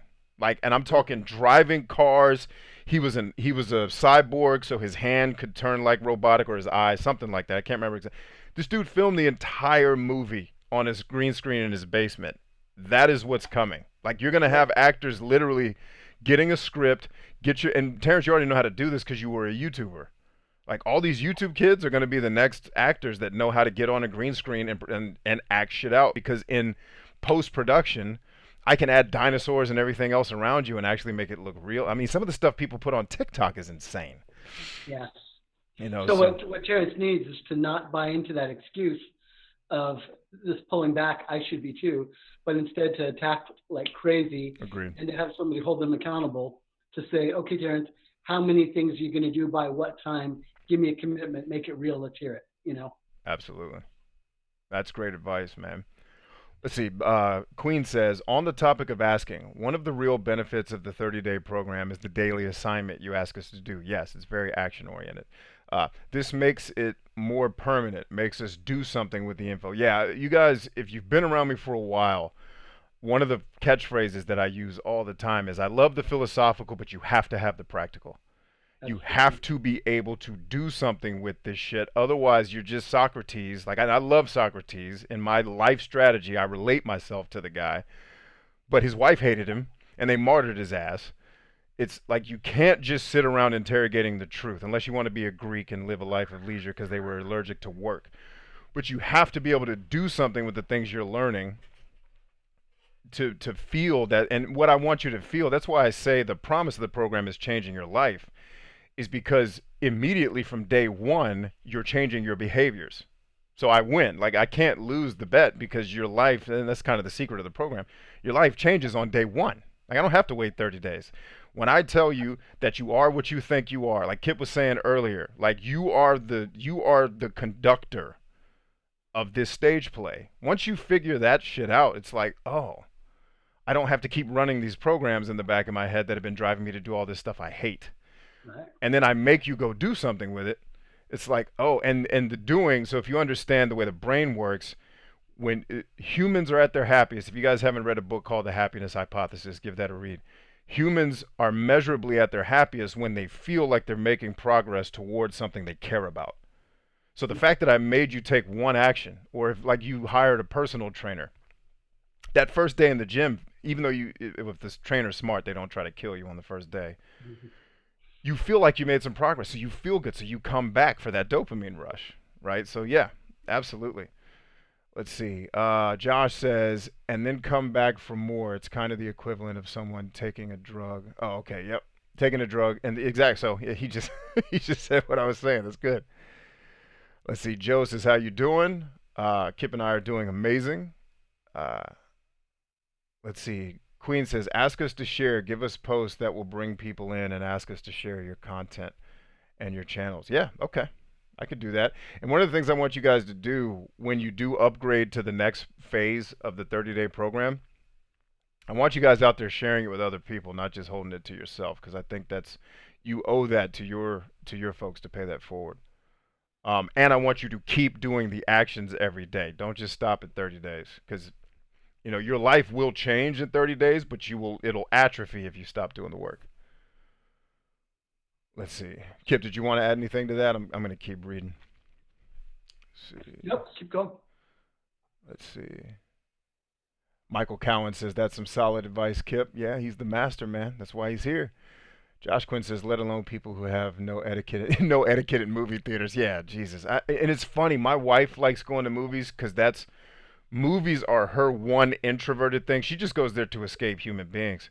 My introverted thing is playing video games, right? But I'm like, dude, like, just go outside. I hate going to movie theaters.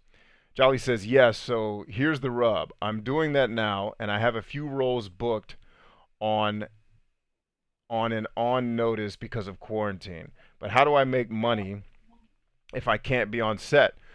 Uh, he says, oh, you answered it now. Create your own content. Exactly. Teach. There's radical. Okay, sorry, guys. Dude, come on, radical, shameless self promotion. You're a freaking actor. Act. Do your damn thing, man. Yes. You're an actor. Do your thing. I mean, seriously. I mean, be absurd. Take chances. Take risks. Go crazy with it, because you've got to differentiate yourself. And right now, it's easy because everyone is in retreat. So you do anything, and you're going to be different. Yeah. You'll be the next Will Smith, man. And I'll tell you, on that note, I'm trying to make sure I don't cross the line because I am on a non-disclosure agreement. I think I can share this part. So sometime between now and midnight tomorrow, I'm going to get an email from TikTok.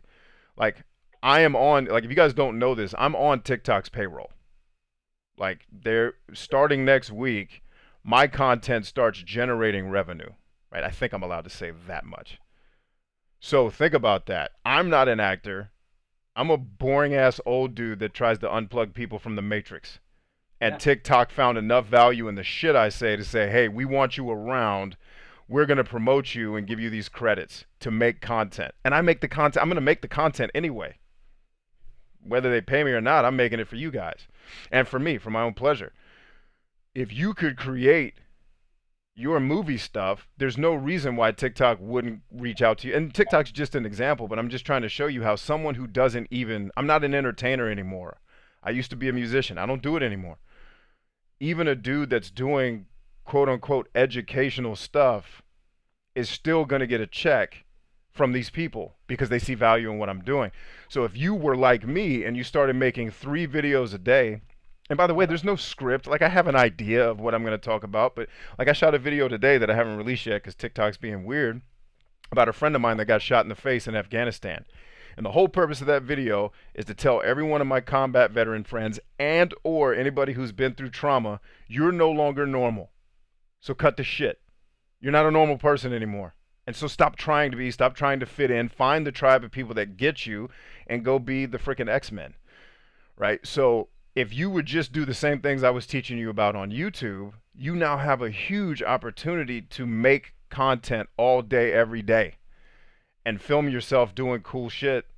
And then eventually, like, oh, an audience catches on. I mean, this goes back to forever. The 1950s when TV got big. It was corporations that figured out, if we can hold people's attention long enough, we can sell them freaking, dishwasher Brad, let me detergent. jump in on that, because I think if I don't know how old this person is or anything, but what they're bringing to the table is this old idea of a hierarchy. Like, here I am down here, and I got to make my way up here until I get noticed by the person who will give me this little scrap or this bone or this thing and everything. No, man, be it all. You know what I mean? Right. Rise to the top on these channels and be the producer, the director, the actor, the everything else like that, until you've generated enough of a following, Yeah. the people go, yeah, Yep. that's the guy we want. Yeah. And not to mention, brands outside of TikTok are now reaching out to us to say, we want you to be our spokesperson. We want you to help us promote this product. How much do we have to pay you? If Yep. boring ass middle-aged me can do that shit, all you young cats who are, most of you are 30 or under, right? Who are actually entertaining, like, there's no excuse why you can't do exactly what Kip's talking about, man. Yeah. Let's But see. don't let him pay you. Offer, say, what percentage of your company do I get to have? Exactly right. Don't let him pay you. Own the company. Yeah, absolutely, man. I've been telling people that now is not the time to circle the wagons. It's time to attack. Absolutely. Absolutely. That's Absolutely. something I actually teach, is that many times when my brain is going, it's time to attack, I got to go, wait a second, withdraw, meditate, search, look, and go, oh, it's not. It's time to be more cautious. And the times that I'm instinctually like, oh, it's time to be cautious, I'm like, wait a minute, is that real? No, that's fear. It's time to attack. So a lot of times it's weird. My first instinct with that is not always correct. Yeah, absolutely. Let's see. Josh Quinn says, reminds me of a joke my philosopher teacher shared with me in which a wife of a philosopher was complaining he just sits around and demands to get a job, but the husband asks why. Matt Johnson, what's up, man? Matt Johnson's actually the newest member of the paid program, man. So congratulations to you on getting in there, man. You're going to get a lot of awesome stuff out of that, I promise you. K and B, what a combo. You guys are awesome. Yes, indeed, man. You are Thank you. correct, and thank you. Let's see. Josh Quinn says it's a good thing we live in the age of YouTube and Twitch, as aspiring actors can perform despite there not being avenues. Uh, so let me share something with you guys who are on the entertainment side, which is a very very common myth that too many of you buy into, and I've learned this from running websites for a very long time. Most of you believe that there's not enough attention to go around to make you a viable, let's say, business of producing content. It's an absolute lie. All of these platforms have a billion plus people on them. So when I used to hear people on YouTube say, oh, it's oversaturated, yes, and there's still more eyeballs than there is content. There is quality, let's say, quality content to watch, right? Because certainly you could just film yourself making eggs every day and nobody's going to watch that. But don't, especially for Terrence and for Josh, don't fall into this trap of, oh, it's already too crowded. There's new music artists that come out every single week. Music has been around since, at least commercial music has been around at least since the 19, I want to say, tens. It ain't going anywhere, right? There's always a need for someone to come in, and there's always a greater need for content um, than there are people producing it. So, like, a lot of the big creators would like you to believe that it's all dried up, but it's not. There's people on YouTube. I have a guy that I'm connected to, an ex-Navy SEAL, who just started his YouTube channel 2 months ago and is already killing it because he talks about interesting stuff about being a Navy SEAL. So, don't fall into the myth that it's, oh, there's not enough money. There's more abundance. There is more money in circulation than can be spent. So, don't circle your wagons because you're afraid there's not enough to go around. Right. Let's see. Tony Simmons says learning how to fight through fear to make progress and to get out of mine and push myself in action was hard for me. I can dig that. What do you think about fear, Kip? In terms of people, I have my own thoughts on fighting through fear. I don't know if I'd say it that way. What are your thoughts on that? So here's the thing that I do with people, because I'm kind of a ruthless son of a bitch. So I'll just tell you what I do. Someone says, I'm afraid of this. I got to find my way by us being vulnerable together to find the thing that I can get leverage on. Like, how can I move this dude? With Brian, I'd be talking about family Yeah. because it's like, oh, shit. And I would make it painful. And I'm like, all right, man, so here's our stakes.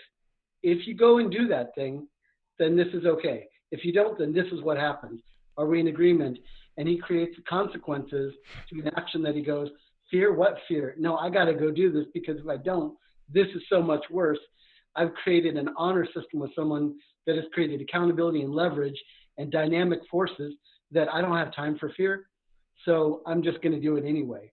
You Yep. know, fear is a luxury, man. It's a sweet first world problem to go, oh, I got all this air conditioning and all this lights and everything. I don't want it. I'm going to have some. And I'm pretty fearless, honestly. I Yeah. wasn't always, but the thing is this: how I go through fear is a simple exercise that I teach, which is, and I'll do it really quick, which is sustenance of a positive mental attitude through the assumption of a negative result. I'm going to say that again: sustenance of a positive mental attitude through the assumption of a negative result. So I'm about to go into something and I go, well, what if it blows up? Well, how bad? Let's take the worst blowing up it possibly can. The girl not only didn't give you her number, but she called you a creep, and then she kicked you and told all her friends that guy's a creep, and everyone in the club is looking at you and all that. Okay, so what's the worst possible thing? So play it out. What's the worst possible thing? And at the end of it, you go, I'm still here. Didn't kill me. Okay. Because everyone else was like, think about winning and just go. And I'm not that guy. I'm like, no, man, think about losing. What if it crashes and burns? And then you go, that's cool. Then fear just kind of dissipates. So Yeah. I say, let somebody get leverage on you, make it painful, and then you internally think about it crashing and burning and get over it. Yeah. I love that. I love that, It's man. different, I know, but that's my. No, but it's legit. It's funny because one of the things I think about that I would add to that is get afraid of the right thing. Because if you're afraid of the right thing, that's like you were saying, it's a luxury. It's a gift to be afraid of the right thing. So if you guys have never read The Chronicles of Narnia, in the book A Horse and His Boy, which is my favorite book in the series, it's the one everybody hates, but it's my favorite one. It's about a slave boy who is sold into slavery to this really evil dude, but then he runs away with the horse who can talk. Right? So the horse goes to the boy when they're getting ready to escape these tyrants and says, "Hey, I need to make sure that you know how to fall." And the kid's like, "Don't you mean I need to know how to ride?" He's like, "No, dummy. You've never ridden before. You're going to fall off of me. I need to know that you're going to be able to get back up on me and keep riding when you fall." And the kid's like, "Well, it's better than dying here with these tyrants." Right? But throughout the story, they start to get complacent. And they're running through this field and they start getting chased by this entity that looks like a giant lion. So, spoiler alert if you guys haven't read the book. The lion is the main character of the book, Aslan, right? Who represents, he's the Jesus Christ character, the Superman character, right?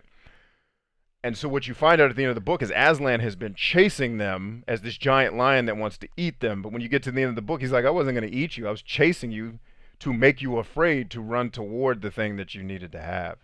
So what I say is take your fear, instead of it making it something you have to fight through, put it on your team and make it your running partner and get it to push you from back here instead of making it something that you have to spar with, because you're never going to win a sparring match with fear.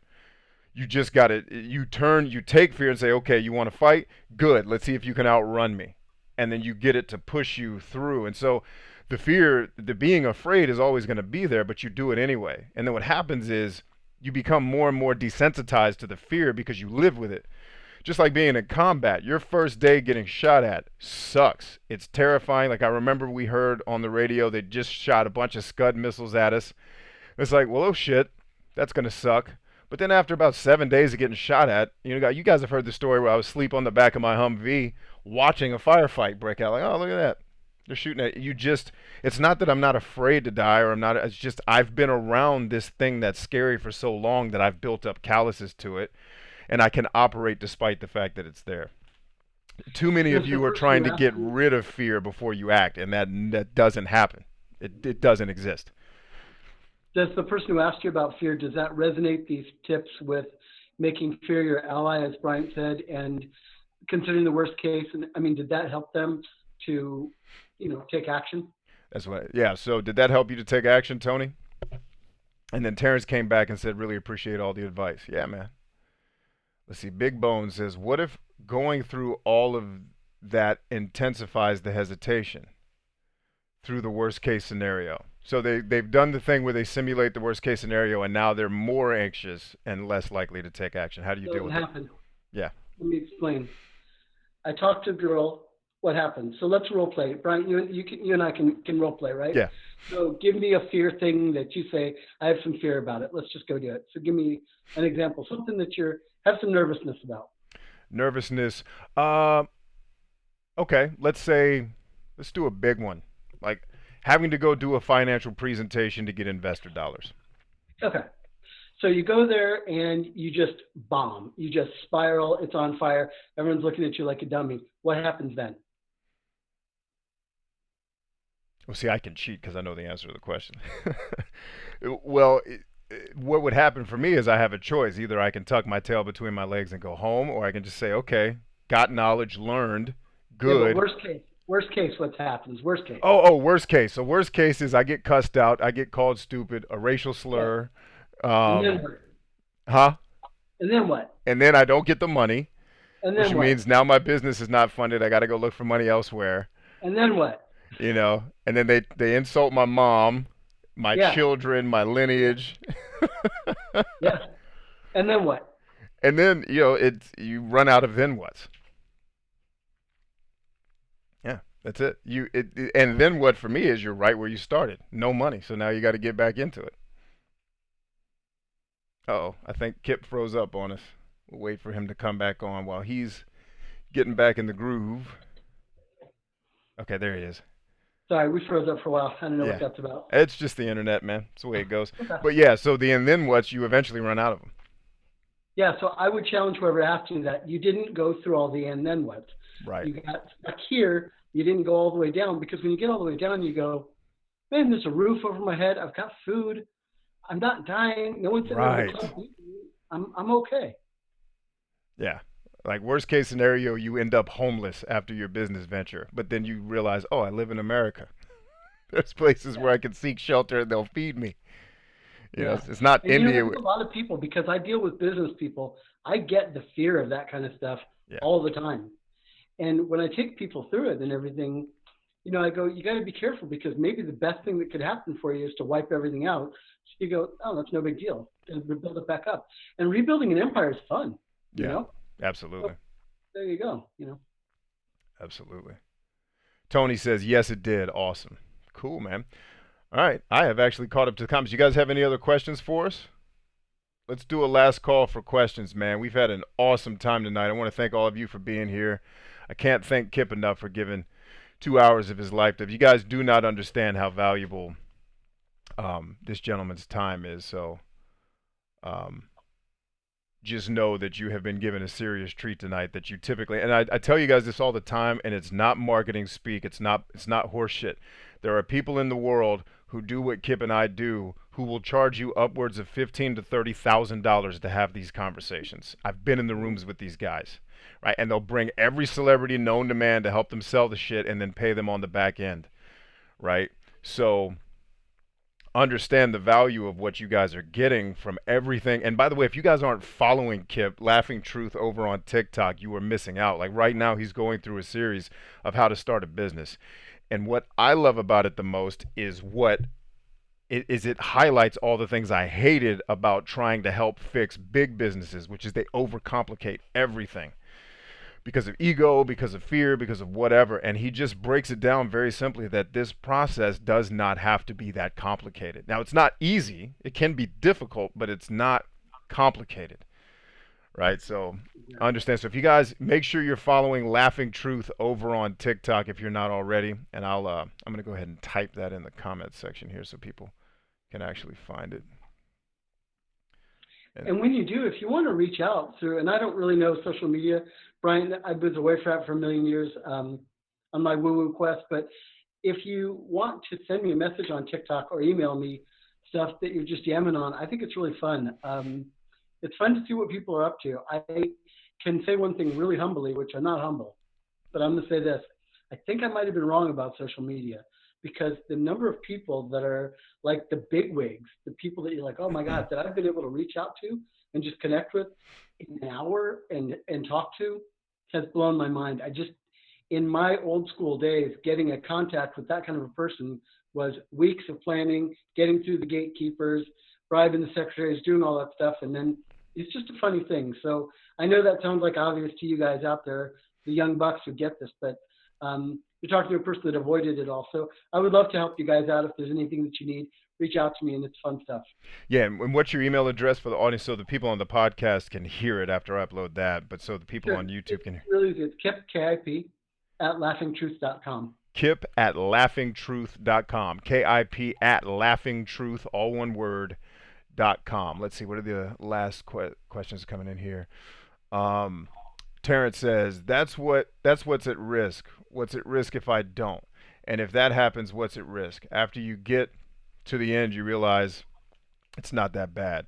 Yeah, and what I tell you guys to fear is the right thing. Like that story of Aslan is they're running from impending death, but what he was chasing them away from was going back to oppression because the oppressors were closing in on them. And so Aslan's like, I got to scare these mofos because they're going to revert. And you see that story throughout history. It's in the Bible. It's the story of Moses. It's like, let's just go back to Egypt, man. At least we had dinner. Like, bitch, we were slaves.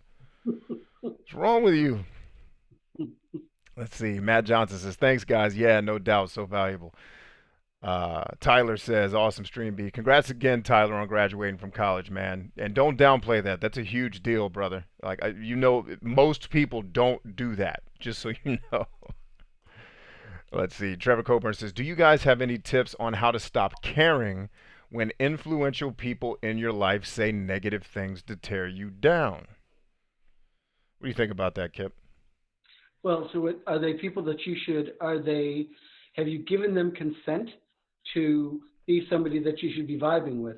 Are you looking to them and you've given them permission, or did they just like come by and fucking air raid No, your you're life good. with no permission? You know what I mean? If you didn't give them consent, then fuck them. You Right. know what I mean? Who cares what they 100%. I'm a older guy on TikTok doing stuff, And I'm like, I don't care. I'm going to do TikTok. And it's been really funny. And now my daughters and kids, and they're like, dude, that's pretty cool. I'm going to do TikTok stuff. And it's like, I just don't care. If I was like to care what influential people thought, I would never have done anything in this life. Um, I will tell you a really quick story on that. I made my fortune in real. Hold on 1 second, Kip. We lost the audio again.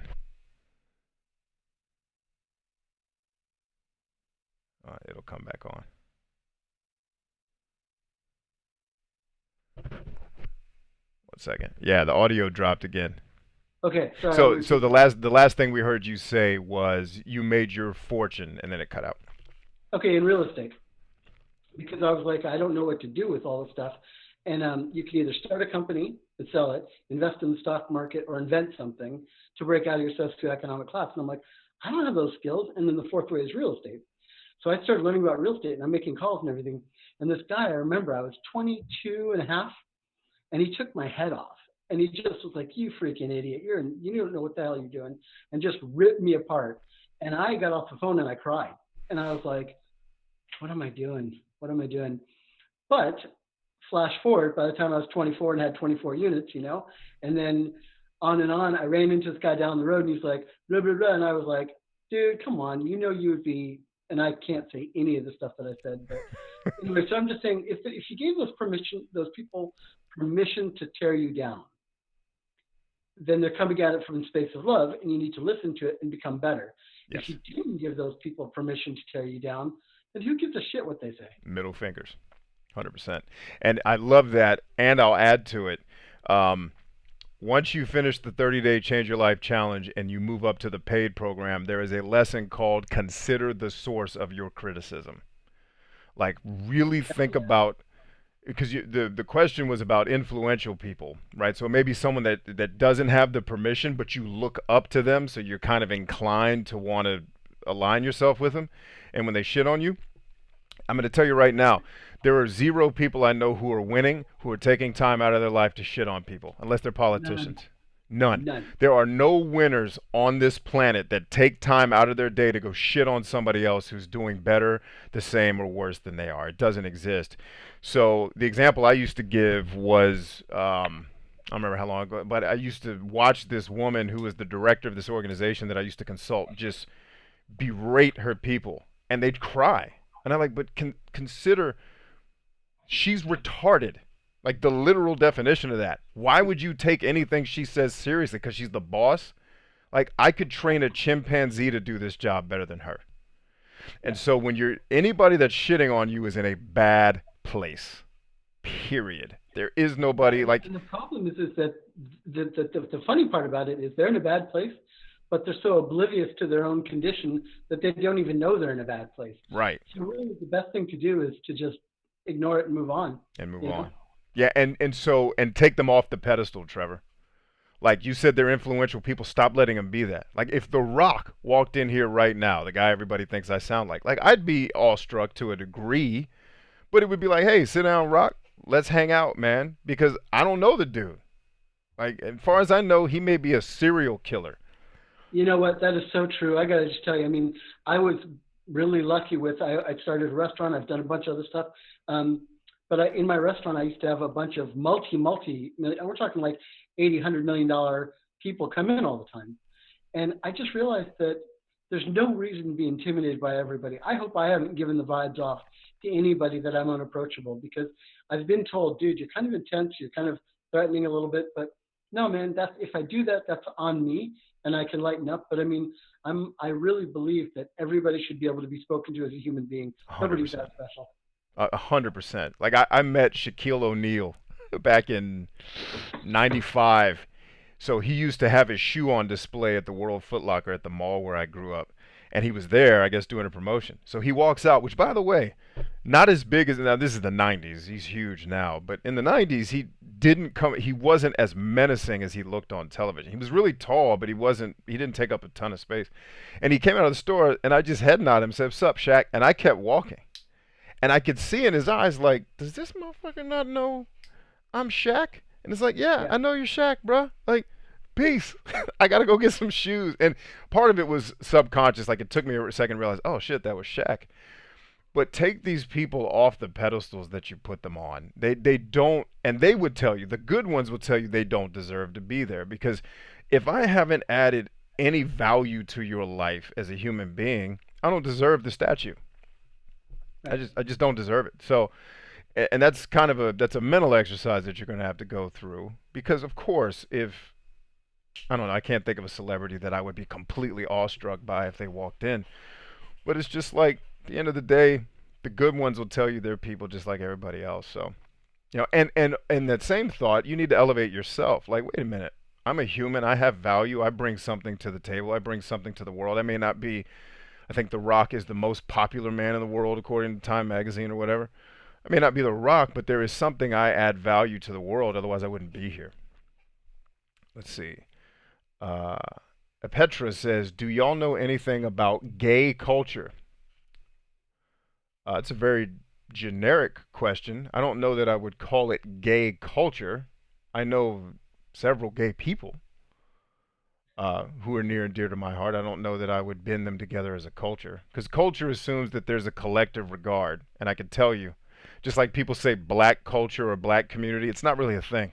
Like, there's different people with different ideologies and different thoughts, despite whatever their protected class they fall into. What do you think about that, Kip? It's funny. Gay culture, I would say yes. That's my Let's see. Trevor says, "Heck yes, thanks." Yeah, no worries, man. Senko Senku says, "Do you guys have any tips on or book recommendations on leadership?" I'd be very curious to know what Kip would recommend from a leadership book. Okay, remember, guys, I don't do business stuff. I everything that I teach in business, and I teach a lot of business, is all from the streets. Yeah, It's all because I, at a really, really young age, said, I'm not going to read about this stuff. Their experience is not my experience. yeah, And that made me stupid and smart at the same time. I probably should have. Socrates said that, what is it? A prudent man employs time reading other people's writings, something like that. Um, but at the same time, I did read philosophy. And I think the biggest thing is this, is I would read about understanding your why. So this is a philosophical question of why are you doing what you're doing?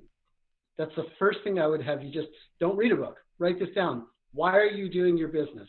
yep, And when you come up with a good answer, send it to Bryant or send it to me. yep. Dip at laughingtruths.com. Send it to both of us. Um, Answer the damn question. Why are you doing this? Because if your reason why isn't blowing my mind, then don't do it. And then after you've answered that question why, answer these two questions. What are your emotional and mental parameters? And what I mean by that is, what are you willing to sacrifice? What are you willing to do? What are you not willing to do? What are you willing to, do? And the mental one is really easy. I will do this as long as I'm making $50,000 a month. I'll do this as long as this. I'll do this. The emotional one is, I will do this business as long as I'm offering something good to the world, or I'm creating value in people, or those kind of things. But if you can get your why out of the way and your parameters of what you will or won't do, that's leadership right there. Too easy. Because what happens is that people are going to be automatically drawn to that. They're going to go, dude, this guy's got integrity. This guy's speaking congruently. Like you guys out there watching, I may be wrong, but I believe what I'm saying. There's no question. You know that. Right. And so you're going to be more inclined to go, dude, I'm listening to you because you've done the work. So I would say, as far as leadership goes, you can't fake it. Yep. So just know your why and know your parameters and start with that. And then I'd be happy to talk to you about it later, or Bryant, but I'm sure. So. Yeah. Shoot us both an email. And Kip may be surprised to find that I 100%, you will find zero leadership books on my shelf. Yeah. Because, well, that's not true. I do have two, I think, from courses that I either taught or was in a long time ago, but I didn't read it. Here's what I'll tell you as a self-proclaimed expert in leading other people, because that's what I've done my entire life. There's a thing called there's like classroom knowledge about leadership, but then every soldier who's ever worth their weight in anything will tell you that I don't give a shit how many books you've read, how many courses on leadership and I've been in leadership courses where I could have they were nice things. You learn good stuff. You learn about ethics and all this shit. Guys, it's applied leadership that matters to someone who knows how to lead. And you're not going to learn that from a book. So my advice to you is exactly what Kip is saying. Learn your why and your purpose so that you can lead yourself. When you can properly lead yourself and you're going somewhere that other people want to go, and you have integrity and you're trustworthy and you give a shit about other people, people will Yep. follow you. That's the whole book on leadership. That's That's it. it. There is no book. Like, they're going to teach you things, because what they're going to teach you in a leadership book is something they stole from How to Win Friends and Influence People, which is a book that Kip gave you earlier, right? They're going to teach you how to do personal interaction type shit, not how to, like, how would you handle it? Let me put it back into a question to the audience. How would you handle this situation? You're sitting in a briefing and your boss tells you, and this shit really happened. Your boss tells you, "Hey, Bryant, you and your guys are going to be, when we break off after we attack the airbase and we take it over, you and your guys are going through this valley where there's all these operational points, high ground that the enemy has, where they're going to be shooting at you. It's going to be ugly. Yeah, you got that mission. Fuck you. Go get busy." There was no kumbaya or a hug or let me get your input. It was, you were doing that mission. How do you think I went and told my guys about it? Do you think I busted out? Let's see. Leadership 203 says, here's how. No, I went and told my guys, look, this shit is going to suck and a bunch of us are potentially going to get killed. I said, but if I have anything to do with it, I'm going to put myself in a position to make sure you guys are safe while we're accomplishing the mission. Questions? I walked into the room and I just told the truth. That was it. That was all I did as a leader, was say, guys, we got a shitty mission coming down. We don't have a choice. Let's rock. Right? Books will tell you, lead with, what do they tell you? Lead with compassion. There's no, No, compassion is a no, useless emotion in a no, firefight. no. It's a useless Don't, emotion all the time because this is why I said congruency. Believe what you were saying. yeah, Believe what you're saying because that's going to have the gravity to push people through. I think the big thing now, I don't know, is this idea of like leading by consensus. Like, how do you feel? How do you feel? There's no greatness, and I want you guys to really get this. There's no greatness that comes from a crowd of people all being mediocre together. What it takes is somebody standing up and going, you know what? This is bullshit. This is what I'm going to do. I'm going to do this because this is how it's going to go. And people go, yeah, yeah, that's what I meant to say, but I'll follow that guy. yeah. It's just how it is. Yeah, and I will tell you, join my Good Life Playbook if you're not in it. I'm putting together a course on leadership right now that talks about all this shit that Kip and I are saying. Cool. Like, put the books, like, you would do better to just watch Gladiator and watch Star Trek season 7 episode whatever it is called Ethics. There's all you need to know about leadership. Like, it's a master class on how to lead human beings. But what you've got to do, if you ever want to be a leader, and this is why I always tell people, don't buy into this horseshit about you're a born leader. No, I'm genetically predisposed to be extroverted, which means I have a lot of social self-esteem and I have a lot of ability to project myself, so I'm easier to follow in the short term. But let me fuck up one time and nobody's going to follow me again, right? But I'm not a natural leader. I'm a person who was put through the gauntlet of life to become a leadership from a very young age. So you've got to put yourself in positions to lead. But that, and it's the same thing with politics, guys. You always hear me criticize these guys. It's, stop looking for the machine to come save you, save yourself. And then the machine gets better. You can't have stupid candidates when the people aren't stupid. Lead You know, yourself first. I want to add one thing, Brian, if you don't mind, too. Yeah, please. And this goes out to the actor dude out there. I want to tell you something funny. I am a complete 100% introvert, Yeah. zero extrovert, none. Because I'm more caught up in like the questions of why and thinking through problems on my own and everything. But I fake it and act it better than anyone on the goddamn planet. I am the best. You put me in front of 50,000 people, I'm like, I got this, yo. Yep. So this idea of you know of hiding behind something and letting other people's considerations about what you should be doing leading, just believe in your own mission, in Yes. your own voice, in your own self, and then it just comes through and people are going to be magnetically pulled to that. Absolutely. Yeah, and Kip's point about knowing your why is the key. Because your why is not so unique that at least a million other people don't have the same why. And when Yep. they see that you have the why and you've got some intestinal fortitude and you're getting after it, well, then you become the leader. Like, you guys don't follow me because I'm particularly skilled at leading people on the internet. You follow me because you can tell I believe the shit I say, or I'm either that or I'm really amazing at faking it, right? And I'm about something. that you can find. Like, it's not that I'm compelling, it's that I remind you of you, and so now I become compelling because you see me getting after it on the road that you want to be on. Totally. Let's see. Terrence says, if you have had multiple businesses, why stop at the first? Did you choose multiple streams of income route, or did they just? Oh, I don't understand that question. If you've had multiple businesses, oh, why not? Why not stop at the first? Did you choose multiple streams of income route, or did they Okay, not just stick? I want to answer this. Yeah, this is for you. He's asking you. I have a shit ton of multiple streams of income, tons. And I'll tell you why. Because I'm not on this planet to be an insect doing one thing. You know, specialization is for insects. I'm a human being. And so I go, that's cool. And I'm also kind of bored by that because I won that. Let me win this. Oh, no, I'm going to go win this. I'm going to win this. I'm going to win this. And here's proof of it. I'm telling you all, I'm going to win social media somehow. And I have no business being on it. Zero. But I'm going to win it somehow. I don't know how, but I'm going to win it. Yeah, Because it's a good battle to fight. So absolutely. no, definitely multiple streams because it's more interesting and it makes the color of life better. Yeah. So he just defined, guys, if anybody wanted to know the definition of entrepreneur, it's that. It's and so all these gurus that keep telling you guys to niche down, horseshit, right?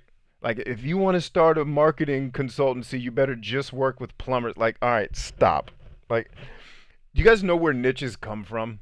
Like, I used to work in music. I worked in a music store before I became a musician. I'll tell you where niches come from. It makes it easier for those of us who sell shit to sell shit to you. If I put music in the rock section or the hip hop section, it gives you a cue, and then I use a ton of marketing and advertising and television and music videos to make you think this is who you are and this is what you like, because I just inundate you with it. So when you come to the music store, you're looking for genres. Ask any musician that's a legit musician, right?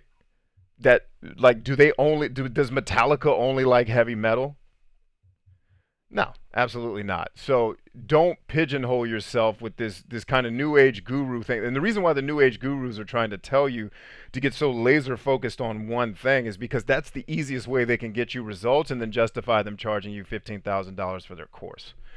You know, Right. Brian, I got to tell you, and these guys don't know that I don't know the social media world like that. Like, I'm not being full of shit. I'm telling you honestly.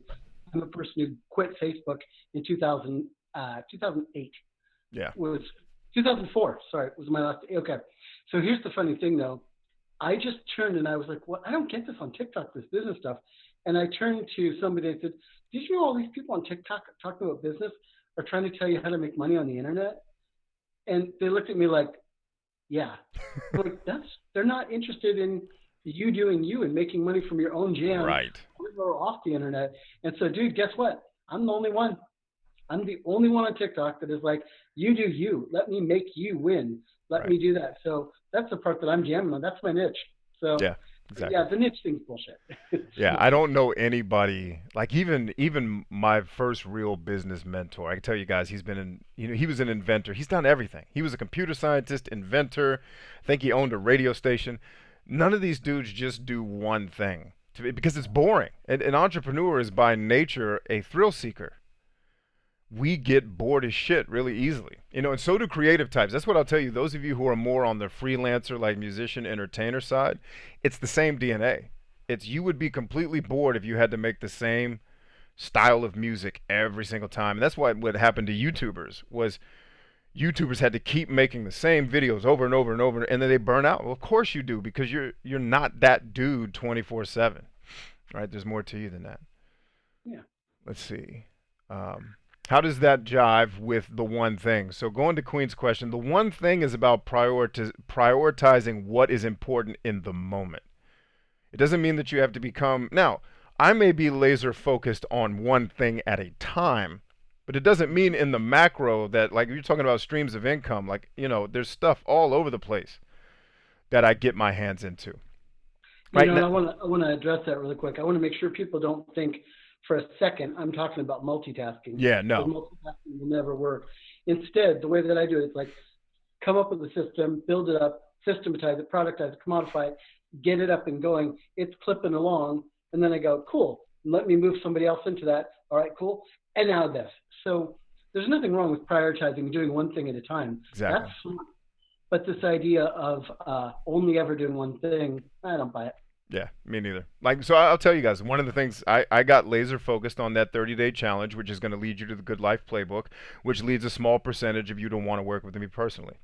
That's what's interesting to me right now. So but that doesn't mean I'm not homeschooling my kids. It doesn't mean that, Kip and I are working on some other projects that we have behind the scenes that one of mine, I'm still kind of like Kip melted my brain in the best way possible for something I was working on that I had made overcomplicated. And now I'm like, now he opened my brain to, oh shit, I could do it this way. And so I'm taking notes and I'm figuring those things out.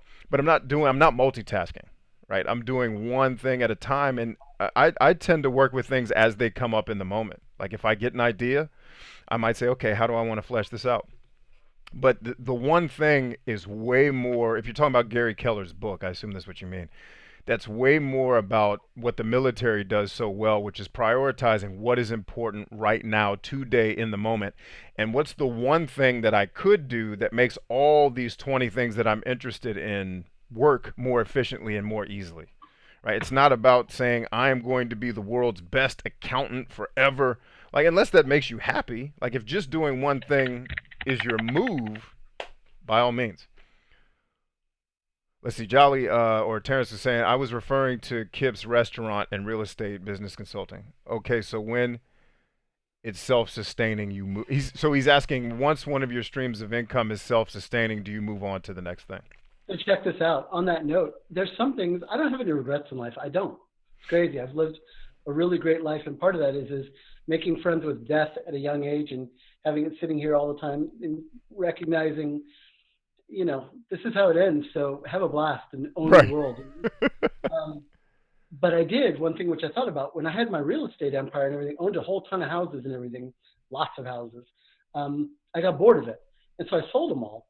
And that's one thing that I would say I should have done differently because I should have set somebody up to manage it all and just kept it all. And so now, even at my age, I'm learning and I'm going, you know what? Now I'm going to rebuild my empire in a different way, a brand new one, which is really fun. And I'm like, and that's owning parts of a bunch of companies. But this time I'm going to hang on to it. Yeah, So it's going to change. that's good But shit. yeah, I think when it's sustainable, that's a weird question for me because I'm not going to ever build a business where I have to be part of it. Right.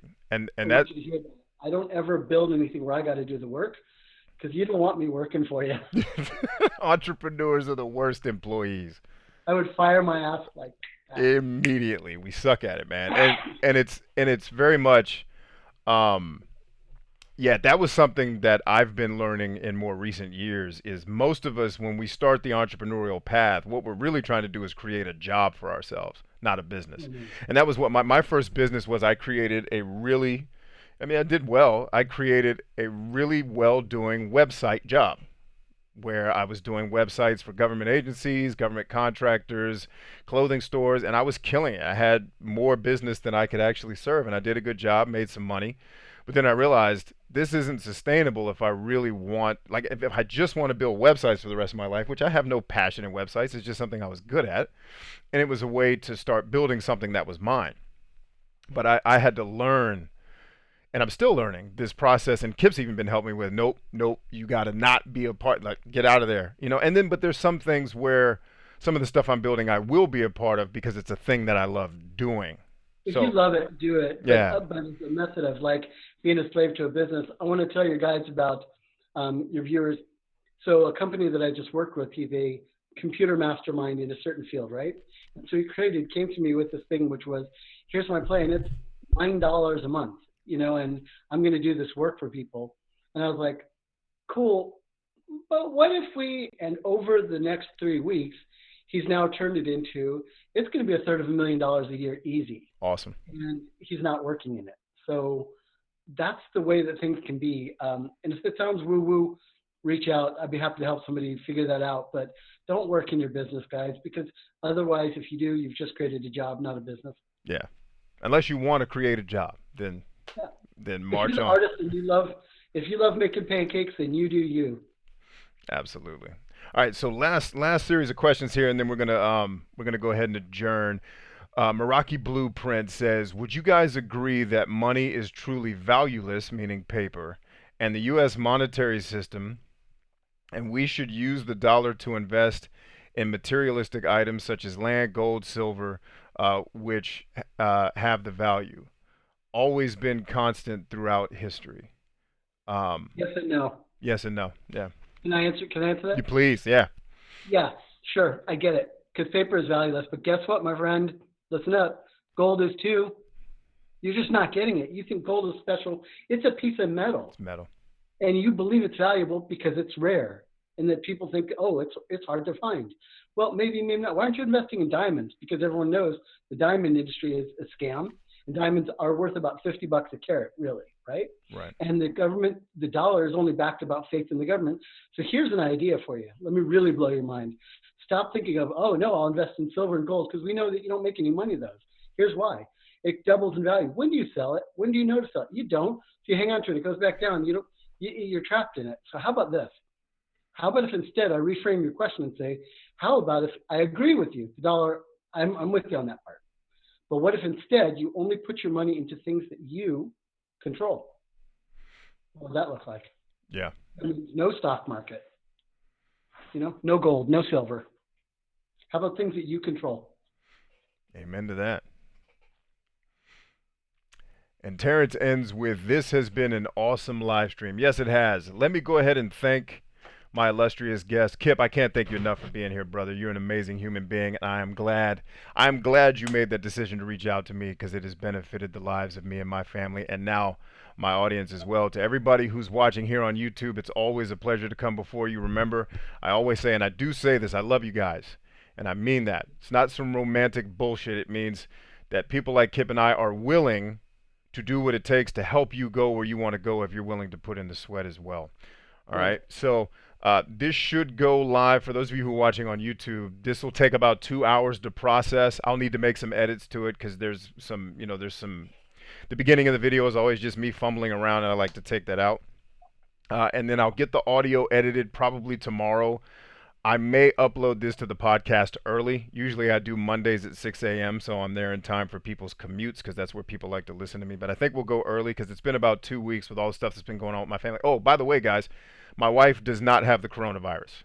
I know that came up in some of the conversations. She got tested. In fact, the TikTok video I shot about opposing ideologies, we were in line for her to get tested when I shot that. She is clean, clear. My family's healthy. Everybody's good to go. So that'll be there. And just like I always say, guys, we are always stronger than I. And we'll see you again next week. Stay strong, stay adaptable. We'll talk soon.